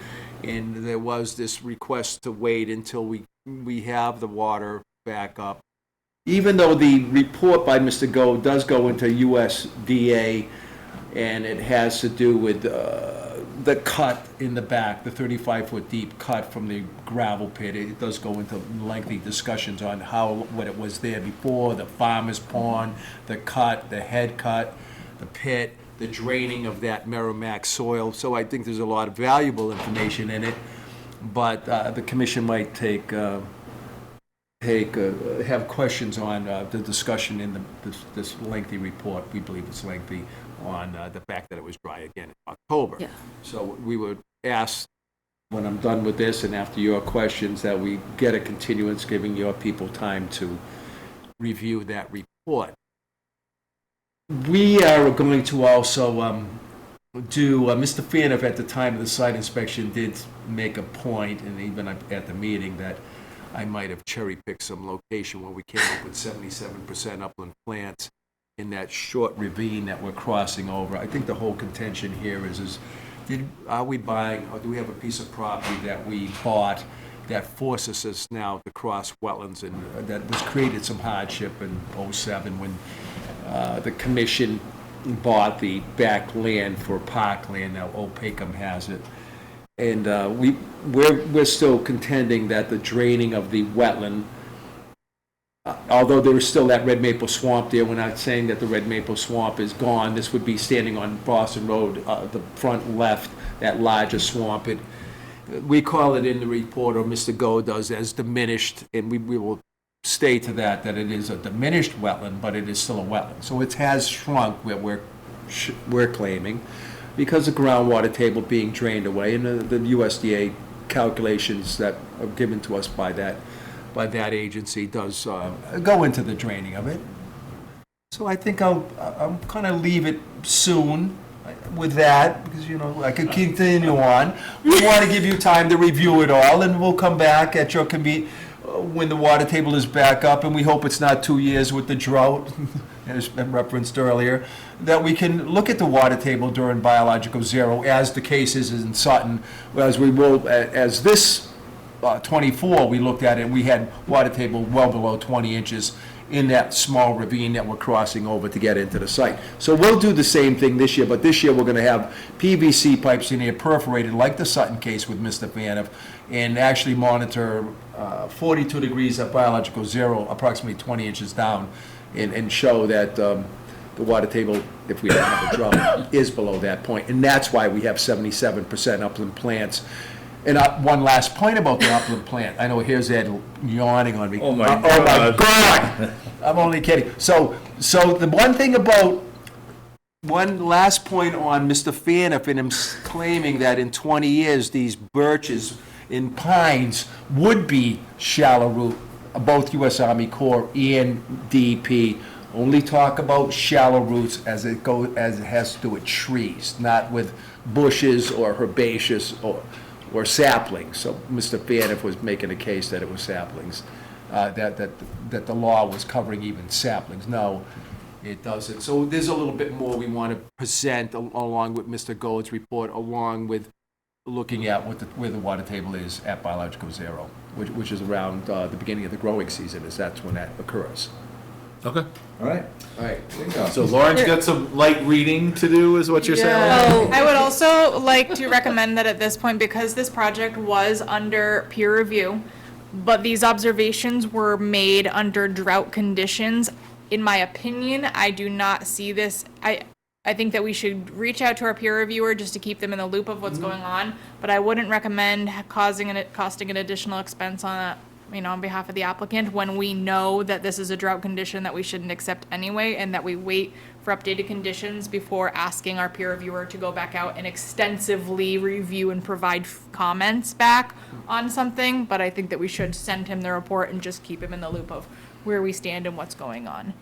Well, there's also, we don't have any more money to pay our reviewer, so we're going to have to get a cost from him to continue the review process, and then go back to the applicant and ask for additional funds. If they were interested in. The cost should already be in the contract, because typically there's additional But it would hours. usually just be like a baseline. No. If an additional review wasn't part of the scope, I'd have to go back and look at the scope of the RFP. There wasn't any hours listed for that? No, there's only $260 left in the account, and so we'll have to. That'll cover gas. Well, I understand that, but Yeah, some I'll of them go that back I've and look read, at and the I don't want to scope. say it's extensive, but we should probably require that any bid also covers these types of things for an hourly charge, and then the ability to call for, because that's a waste of your time. Like, I know, we but the shouldn't accept- applicant only agreed to pay X, Y, and Z dollars, so. No, I understand, but now we have to go into bid again. That's the. I don't think so. won't No, we don't have to go to bid We again. could We just just have to amend ask the our existing reviewer to give contract, us But I'll have to go a back and cost. review All right, the initial all right. scope of what was done, and get an estimate for further review. We have not submit anything for, peer review since I've started, but, you know, in my preference, I usually add language of additional retainer beyond the scope, and then all, hourly rates for going beyond, and then also for the applicant's behalf, that if we anticipate that it's going forward, that once the amount gets below a certain amount, that it gets replenished to a degree, so. Okay. We'll take a look at that, but Just I'll go trying to back and look protect at the your time. initial scope. All right. One last small point to both Small point. staff, small point, is that it is a very small point in the report about that it was dry at the time you saw it. So the guts of the report, 85%, is about technology and it's about draining it, and it has to do with USDA. So Mr. Fairness will review it, but I do not, just because he saw it dry in October, that's not the guts of the whole report. It's more the scientific nature of draining land. So thank you for that. All right. Thank you, Glenn. Thank you. So with regards to the project at 263 New Boston Road, DP file number 300-1166, thank you for 1148. posting. No. No, yeah. 1166. Whew, you almost convinced me. I'd like to make a motion to continue the public hearing until February 20th. Do you have a second? Can't be floor. Second. No. Can't be floor. Floor can't Discussion? vote on this. No. Sorry. Roy, you second? I second. There you go. All in favor? Eric Gaspar in favor? Ed Goodwin in favor? Roy Bishop in favor? Great. Thank you. I would like to make a request that we move down to item D16 of the agenda for the review of a restoration plan for 19 Library Lane, since Glenn got that plan together and we currently have him in the room. Thank you Okay. again. I did believe that the 61 Shepherd Road was mine and the 89 Lead Mine Lane. Yep. Oh, was Shepherd mine Road is also. yours as well. Yeah, let's do Shepherd Road. Okay. Thank you. 300-1198. I'm losing it here. That was just added, if I could through the chairman, if you don't. It was just added, the addition, on the foundation addition, it's all stable. And I'm sure the agent- Foundation replacement. Replacement for the structure. No concerns, site was stable. It was All right. an easy project. With regards to the project at 61 Shepherd Road, DP file number 300-1198, I'd like to make a motion to issue a complete certificate of compliance with no perpetual conditions. Second? Roy Bishop, second. Discussion? Hearing none, all in favor? Eric Gaspar in favor? Roy Bishop in favor? Ed Goodwin in favor? All right, Work and vote. so now we can go to, Floyd can vote on that. Floyd, did you vote on that? Yeah, you did. Yes. Right, now we're gonna go to enforcement order for, and open orders. We're gonna go to Library Lane. 16, Library Lane. Is that you? We can Is do that- lead mine too. 80, yeah, I think that Lead Mine, that 89 Oh. Lead 89 Mine, Lead that's Mine might that be a little bit more Gary of Kelleher, extension. if we could. What So that's item 14 on the agenda. Okay. is 89 above Ed that Van one? Lane, Oh, request yeah. for certificate of compliance, and also request to release an enforcement order. This is a very big, thick file that I've been thoroughly going through. We were provided some photos, we were provided a plan. We still have to do a site visit and confirm planting, which it's a rough time of year to try and do that, but also because of the history of this project, I didn't know if this was gonna be one of those situations with a certificate of compliance that the commission wants to go on this site visit. Oh, yeah, only if you see a variation. I don't know the history as well as you do, and they're. Go with you, yeah, to assist. So, yeah, I'm going through two very, very thick folders and Yeah. emails and files. So, I just Yeah, don't one want of to us- be, one I of us don't should want be to there. miss something We'll go with you. that Yeah. may, that, yeah, Let's put it's, it on the next I don't site. want to miss something. Yeah, let's do it on the next site visit. Okay. Can I give a synopsis, I mean, a little, just brief on what you did do? I mean, so she'll know, I know you know, okay, almost said. Okay. I see a negative. We'll know. We know Yeah, what we we know. know. Well, there was a shed movement, there's restoration, I'm not saying anymore. Yeah. Is there less pavement there, and are they still? No, that's the other house. Are they still parking Well, across the street? Well, no, this Oh. is, no, this is No, the this is complicated thing. Adam's So, house. Adams, they're looking for a COC for Adams' house, but Oh, the the new house. the enforcement order That's why I was gonna encompasses just. both It can be properties. brief, Ed, you could So we believe have it to or not, but. get the enforcement order off of 118 and 89, but we need to close out Adams. Gotcha. I'm not saying anything unless Ed allows me. You don't, I see him keep, I'm serious, a half a minute. Go ahead, half a minute. Okay, so the shed needed to be moved, it was moved to Adams, that was originally up on, so it's on the hill. There was restoration of the wetland on Adams, next to the right of the shed. Yeah. And so that was restoration of wetlands and restoration of 2 buffer zones, 25 feet coming up. That's done, the wetland is grown back, and I'll leave it at that. Okay. Okay. I forgot that there was All right, also so- a new house out there. Yeah. Where do you want to go now? Trail? Library Lane. Thank you. Library Lane, okay. That way we can get Glenn out of here. All right. Not that we don't enjoy his presence, but I'm sure he wants to go home. He lives for a Yeah. 19 Library Lane, we had a complaint on some work that was being done. Property, there was a bunch of site work going on at the house and excavation, which is all out of jurisdiction. However, there was some tree removal down by the shoreline, and that was when Glenn got brought in to do a restoration plan. So I will defer to him to discuss his proposed restoration, and then we can discuss monitoring before next actions. So if I can, as soon as we're involved, we had S&M Farms come in. This is there's an access way to the, Hold on, let me share for aunt. these guys. Now, where am I?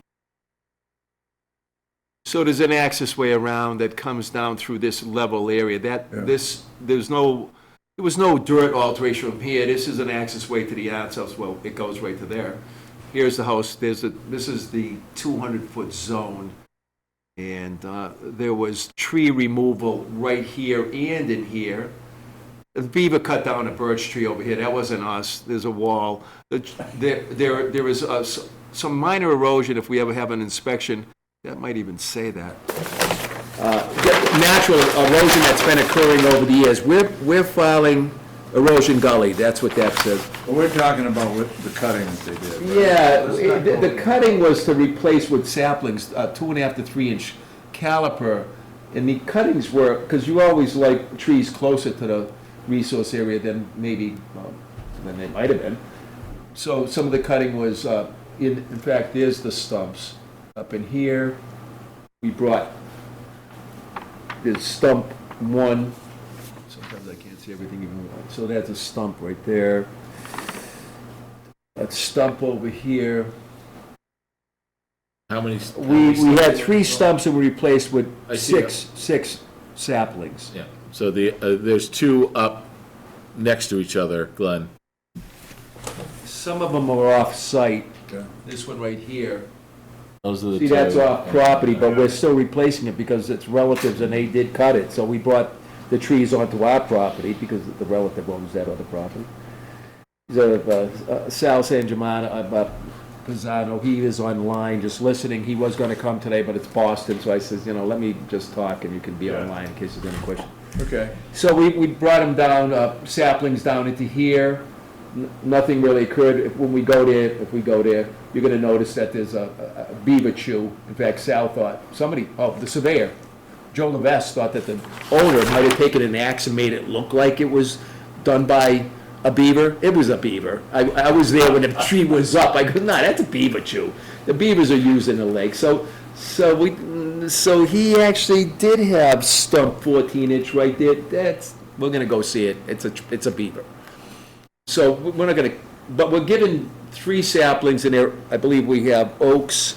There's a key over in the corner here, down below. What's this one?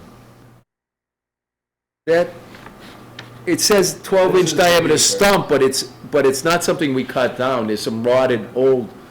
We will see it if we go to. It was an old It wasn't from this project. No, I mean ancient type of, we're gonna replace 6 in there, right here in the corner, red maple, northern red oak, 2.5 to 3 inch caliper. I mean, we could move, this is already all forested in here, forested over here. We don't wanna, and so it's. Lauren, did you go out there with me? With you, no. No? No, I don't think so. I think I went back. You Walk went up by on- yourself, I think. Yeah, I know where it is. Yeah, Library Lane, yeah. Yeah. Yeah, okay. Okay. We're gonna put saplings back up, and they're gonna be sturdy and healthy, and we're Are gonna you come. going to oversee the planting, or is the home, are you going to oversee the planting? Yes, always. Make sure we have enough loom around them, below them, side of them, these things, so that they live, because you're gonna require us to look at them for a couple of years, like we did at 9 Holland. Good. Okay. All right. So So is it, I mean, just procedurally, is it okay, those, I know it's all the same family, but these 2 were cut on this property, and we're putting all 6 trees on this property.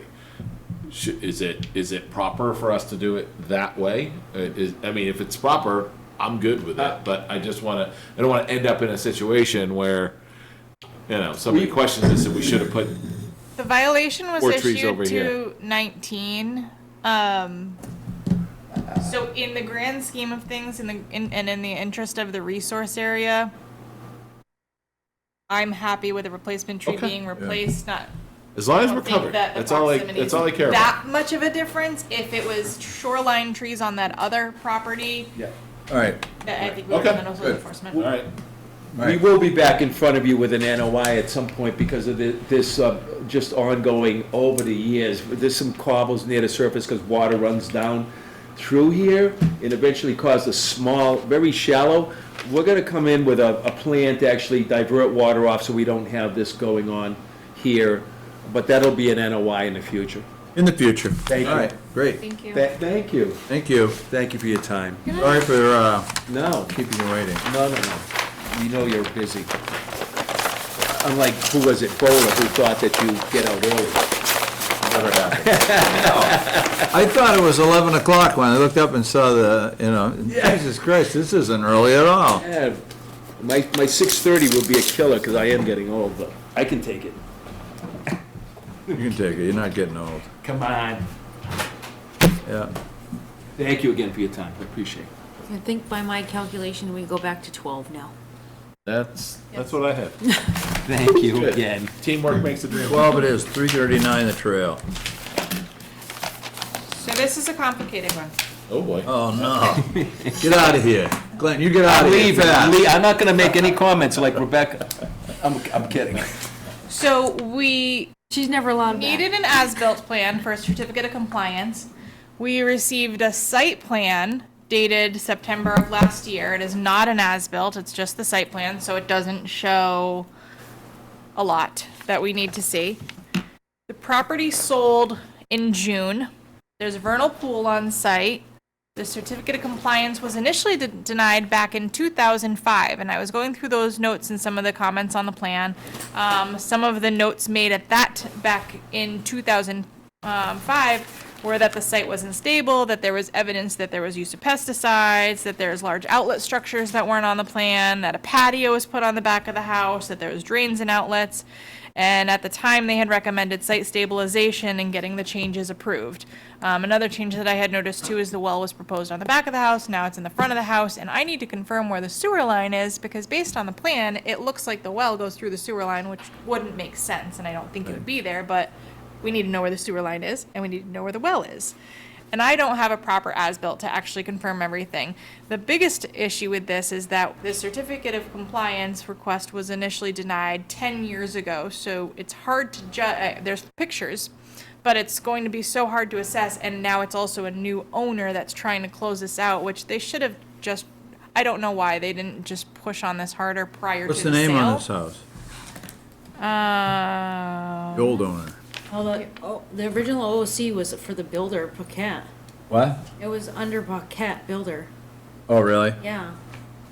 And then. So it's never had an owner? It's had an It owner. has had, this is the second. This is the second owner of the new house. The lot was owned prior to that. Reached out to me though prior to buying it, the old owner, and they knew, But when the new person bought it and this had come up,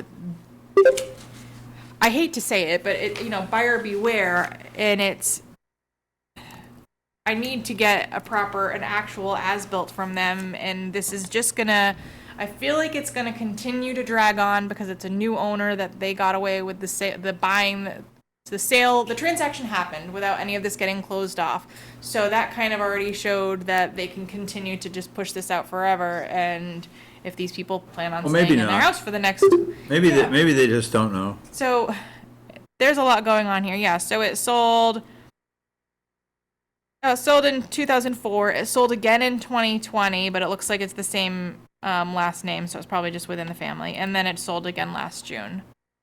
So I need the proper as-built, but then I'm really not quite sure where I'm going to go with this after I do the site visit. The new owners do know that we There's need no to do the damage site being visit. done to the wetland, is there? What's that? No damage being done to the wetland, right?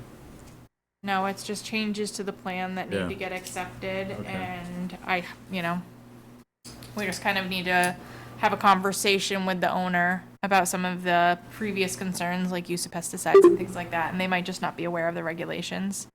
So I'm requesting that we table this one pending an actual Good. as-built plan. And then 13. 88 South Shore, my recommendation and also the property owner's request is that this get tabled until, if and when an order of conditions is issued for the new project, that this one doesn't get closed out until the other one. Again, the only work that was done under that was the decommissioning of the well, some excavation work, and the tree removal, so. Yeah, trees. Okay. Good, fine. Next up will be item 15, minor change 469A Main. As you all recall, we just closed out this project, and then Tom sent me an email shortly after saying that he forgot one thing on the plan, which was the kiosk for the trail. So, let me just share my screen for our virtual members. The proposed kiosk is going to be up by the parking lot.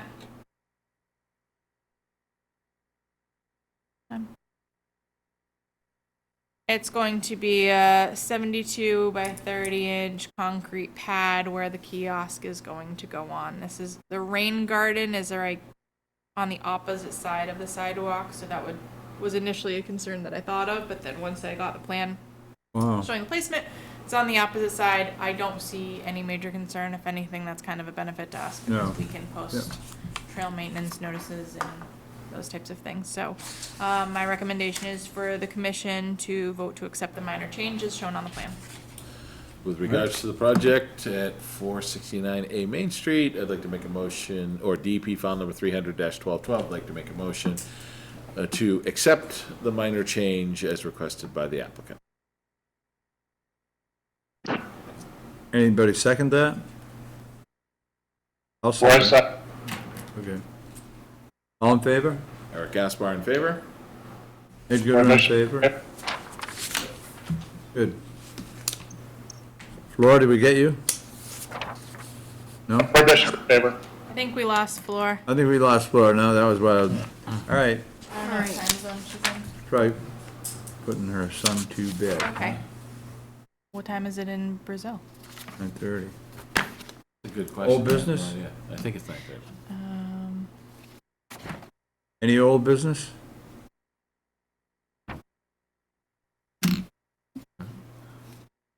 Administrative decisions, 7 to consider and vote to accept the gift of a parcel of land.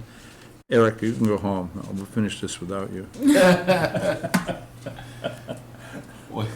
So did we get any, were there any answers to Yes. any of these questions? So, council reviewed it more. We do not have to put a conservation restriction on the lot.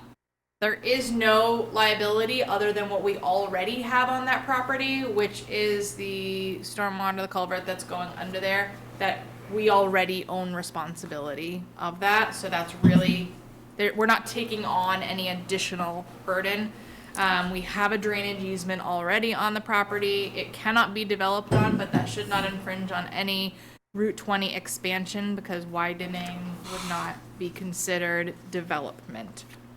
So, and I mean, this is a area that we should be interested in because of the water that goes under Route 20 and from Hall Road, that we have some oversight and ability to kind of, in the interest of groundwater, public water, that we should look at. It's not going to become trails or anything else.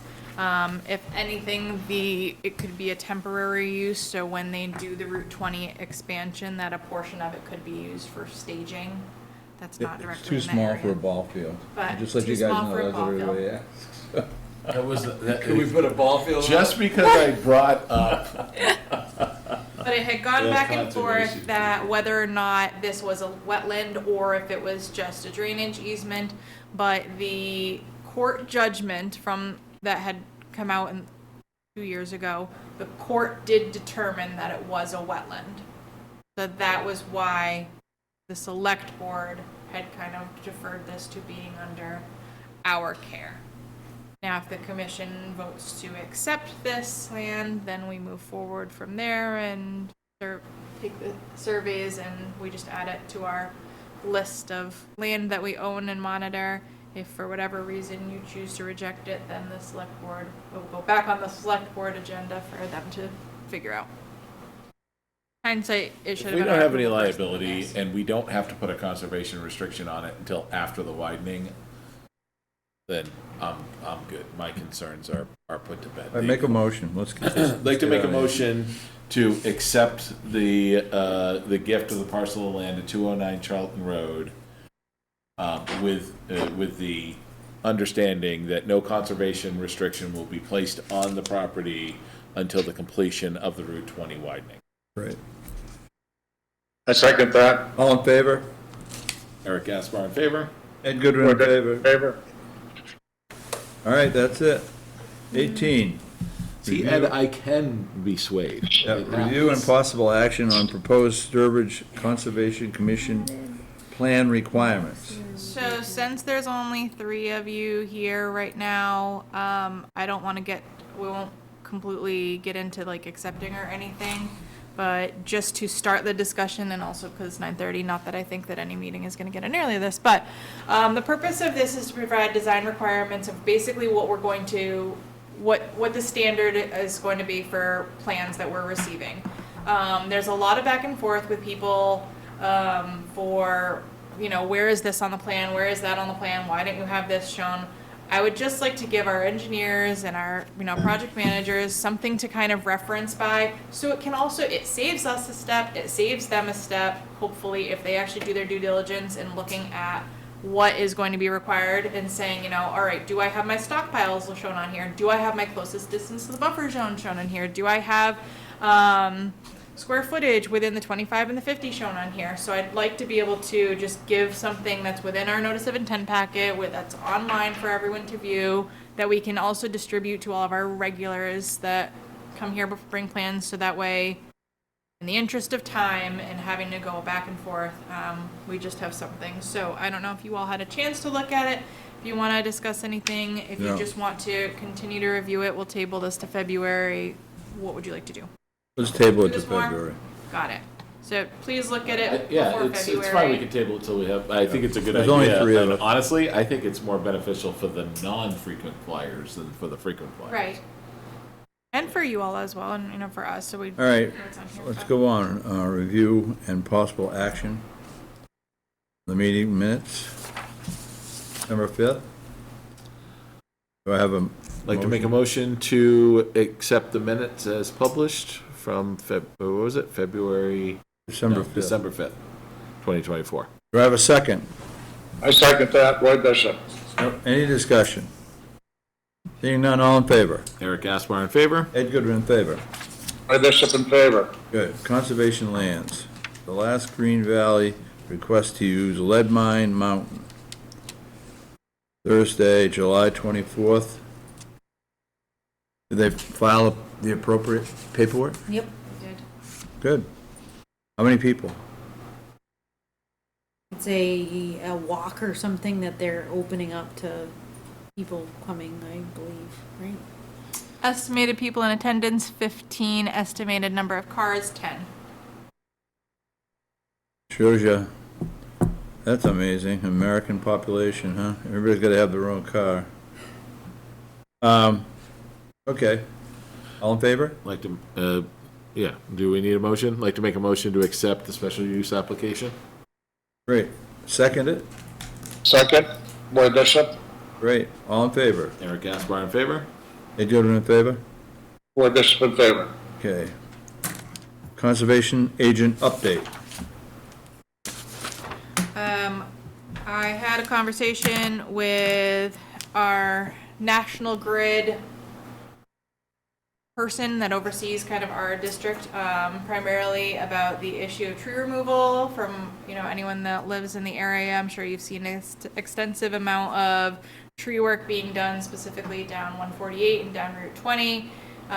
Some like within the resource area, which under WPA could be considered an exemption because it's utility pole maintenance.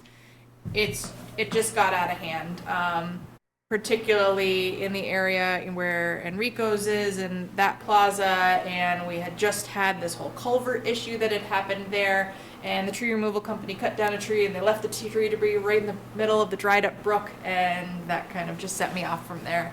The maintenance plan that they had had been approved by the tree warden because they're all under the tree warden's jurisdiction. The conversation that I had basically had with National Grid is from now on everyone needs to be kept in the loop because there's other factors that need to be considered. They are planning on bringing a pole replacement and pole plan to us for 148 and Route 20. That's in the future. But this all should have been encompassed and submitting the proper request. So internally and with National Grid, we are, as of right now, on the same page that when these requests are coming forward, that it needs to go to the tree warden, it needs to go to the conservation, it needs to go to the town planner, and that it needs to go to the town administrator for us to discuss, and DPW if necessary, for us to kind of review and look these over. So that's a conversation that's being had that we're going to continue to stay on top of, but it was a conversation that needed to be had. I have a special request from Brian Kerboy from the DPW department.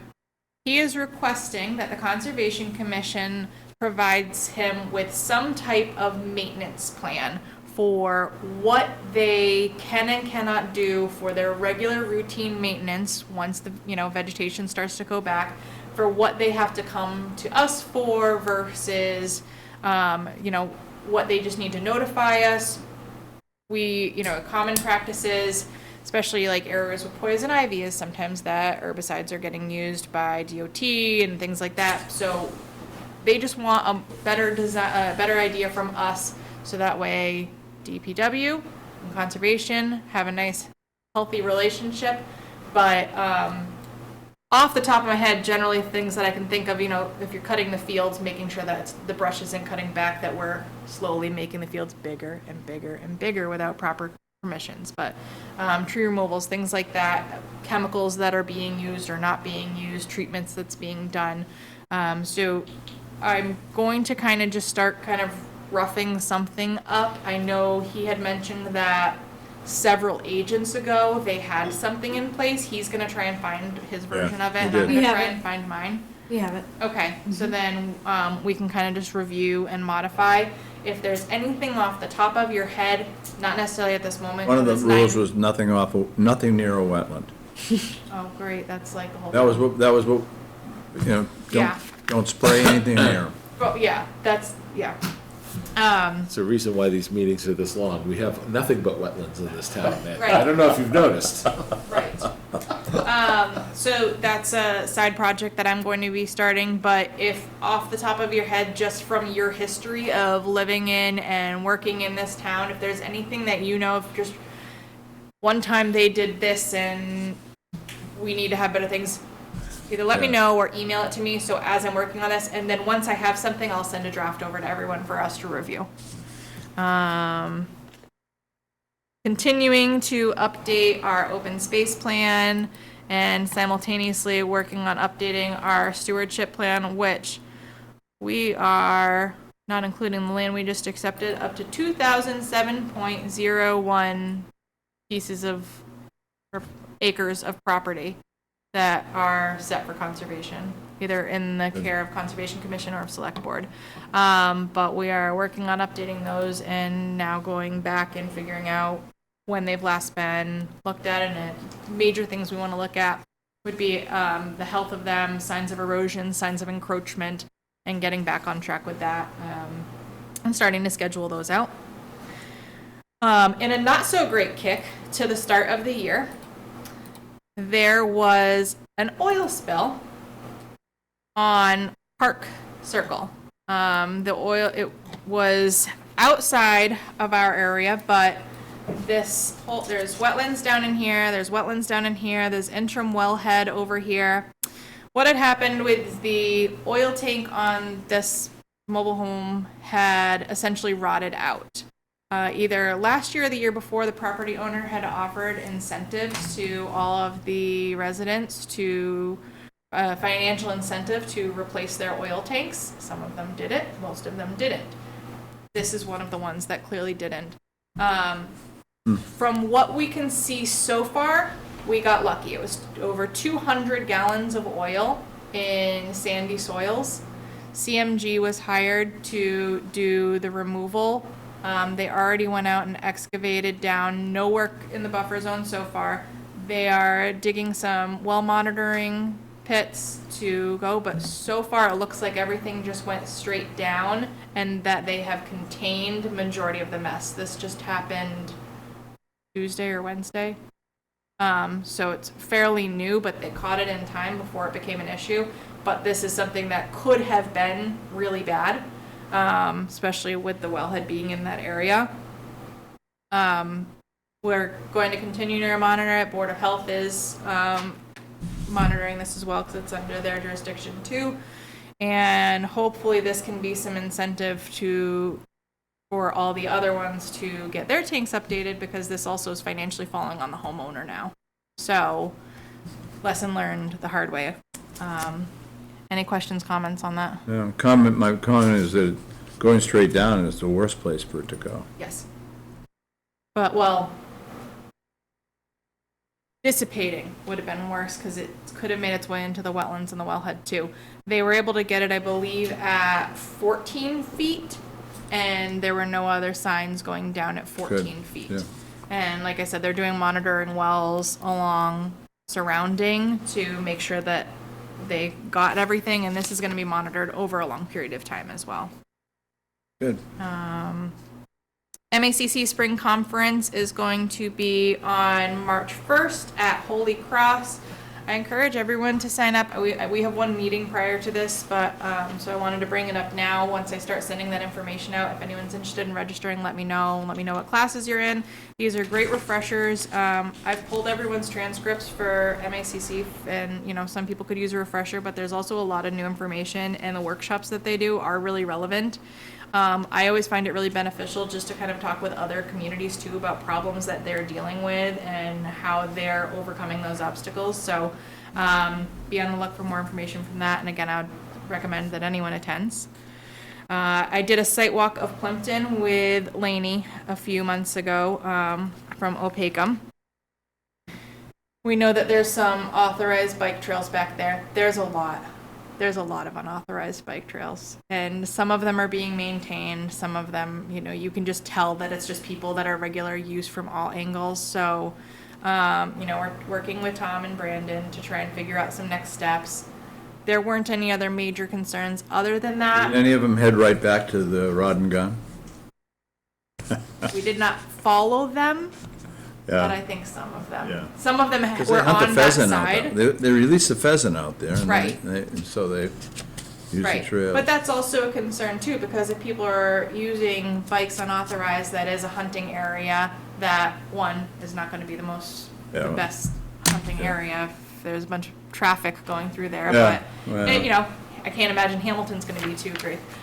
But we did see a lot of signs of active wildlife currently, so that is a plus to it. You see any ringneck pheasant? I did not see any pheasant, did you? No. But I'll There's let you usually know a and few I'll tell you where stragglers they out are. there. Lots of signs of deer, rabbit. other animals too. So continuing working on those. We received the final report from TRC regarding the treatment that was done under the 319 grant for South Pond. I posted that on the conservation documents folder. I have not gotten a chance to review it yet. We just got it this week. I think there were some minor things that DEP had wanted changed to it, but the contents of the report will not be changed. So if anyone wants to take a look at that, I obviously was not here when that whole project initiated. But if you get a chance to review that. And also I'm working on the Conservation Department's annual report in preparation for town meeting and all that great end of year stuff. Great. The end. Motion to adjourn. Wait, Oh, no? site visits? Oh, yeah, I thought you gave us the approval. Yeah. What? Site visits, Tuesdays are good. Tuesday, February 11th. Our meeting's the 20th. If you're not The traveling, deadline right, is the for February 3rd. break. I'm not traveling for February break unless something work pops up, but as of right now, I'm here February break. Just making sure. February 11th, huh? And is anyone planning on not being at the February 20th meeting? I'm here. I'm here. As of this moment. I will, Roy? I'm here. Okay, I'll send an email, just with a follow-up on that date, and just so Karsten and Flora know. All right. And now, Motion to adjourn. I make a motion to adjourn. Oh, second. All in favor? Yep. Here, We're yeah. out. We're in favor. Thanks, Roy. Thanks, Roy. Thanks, Ed.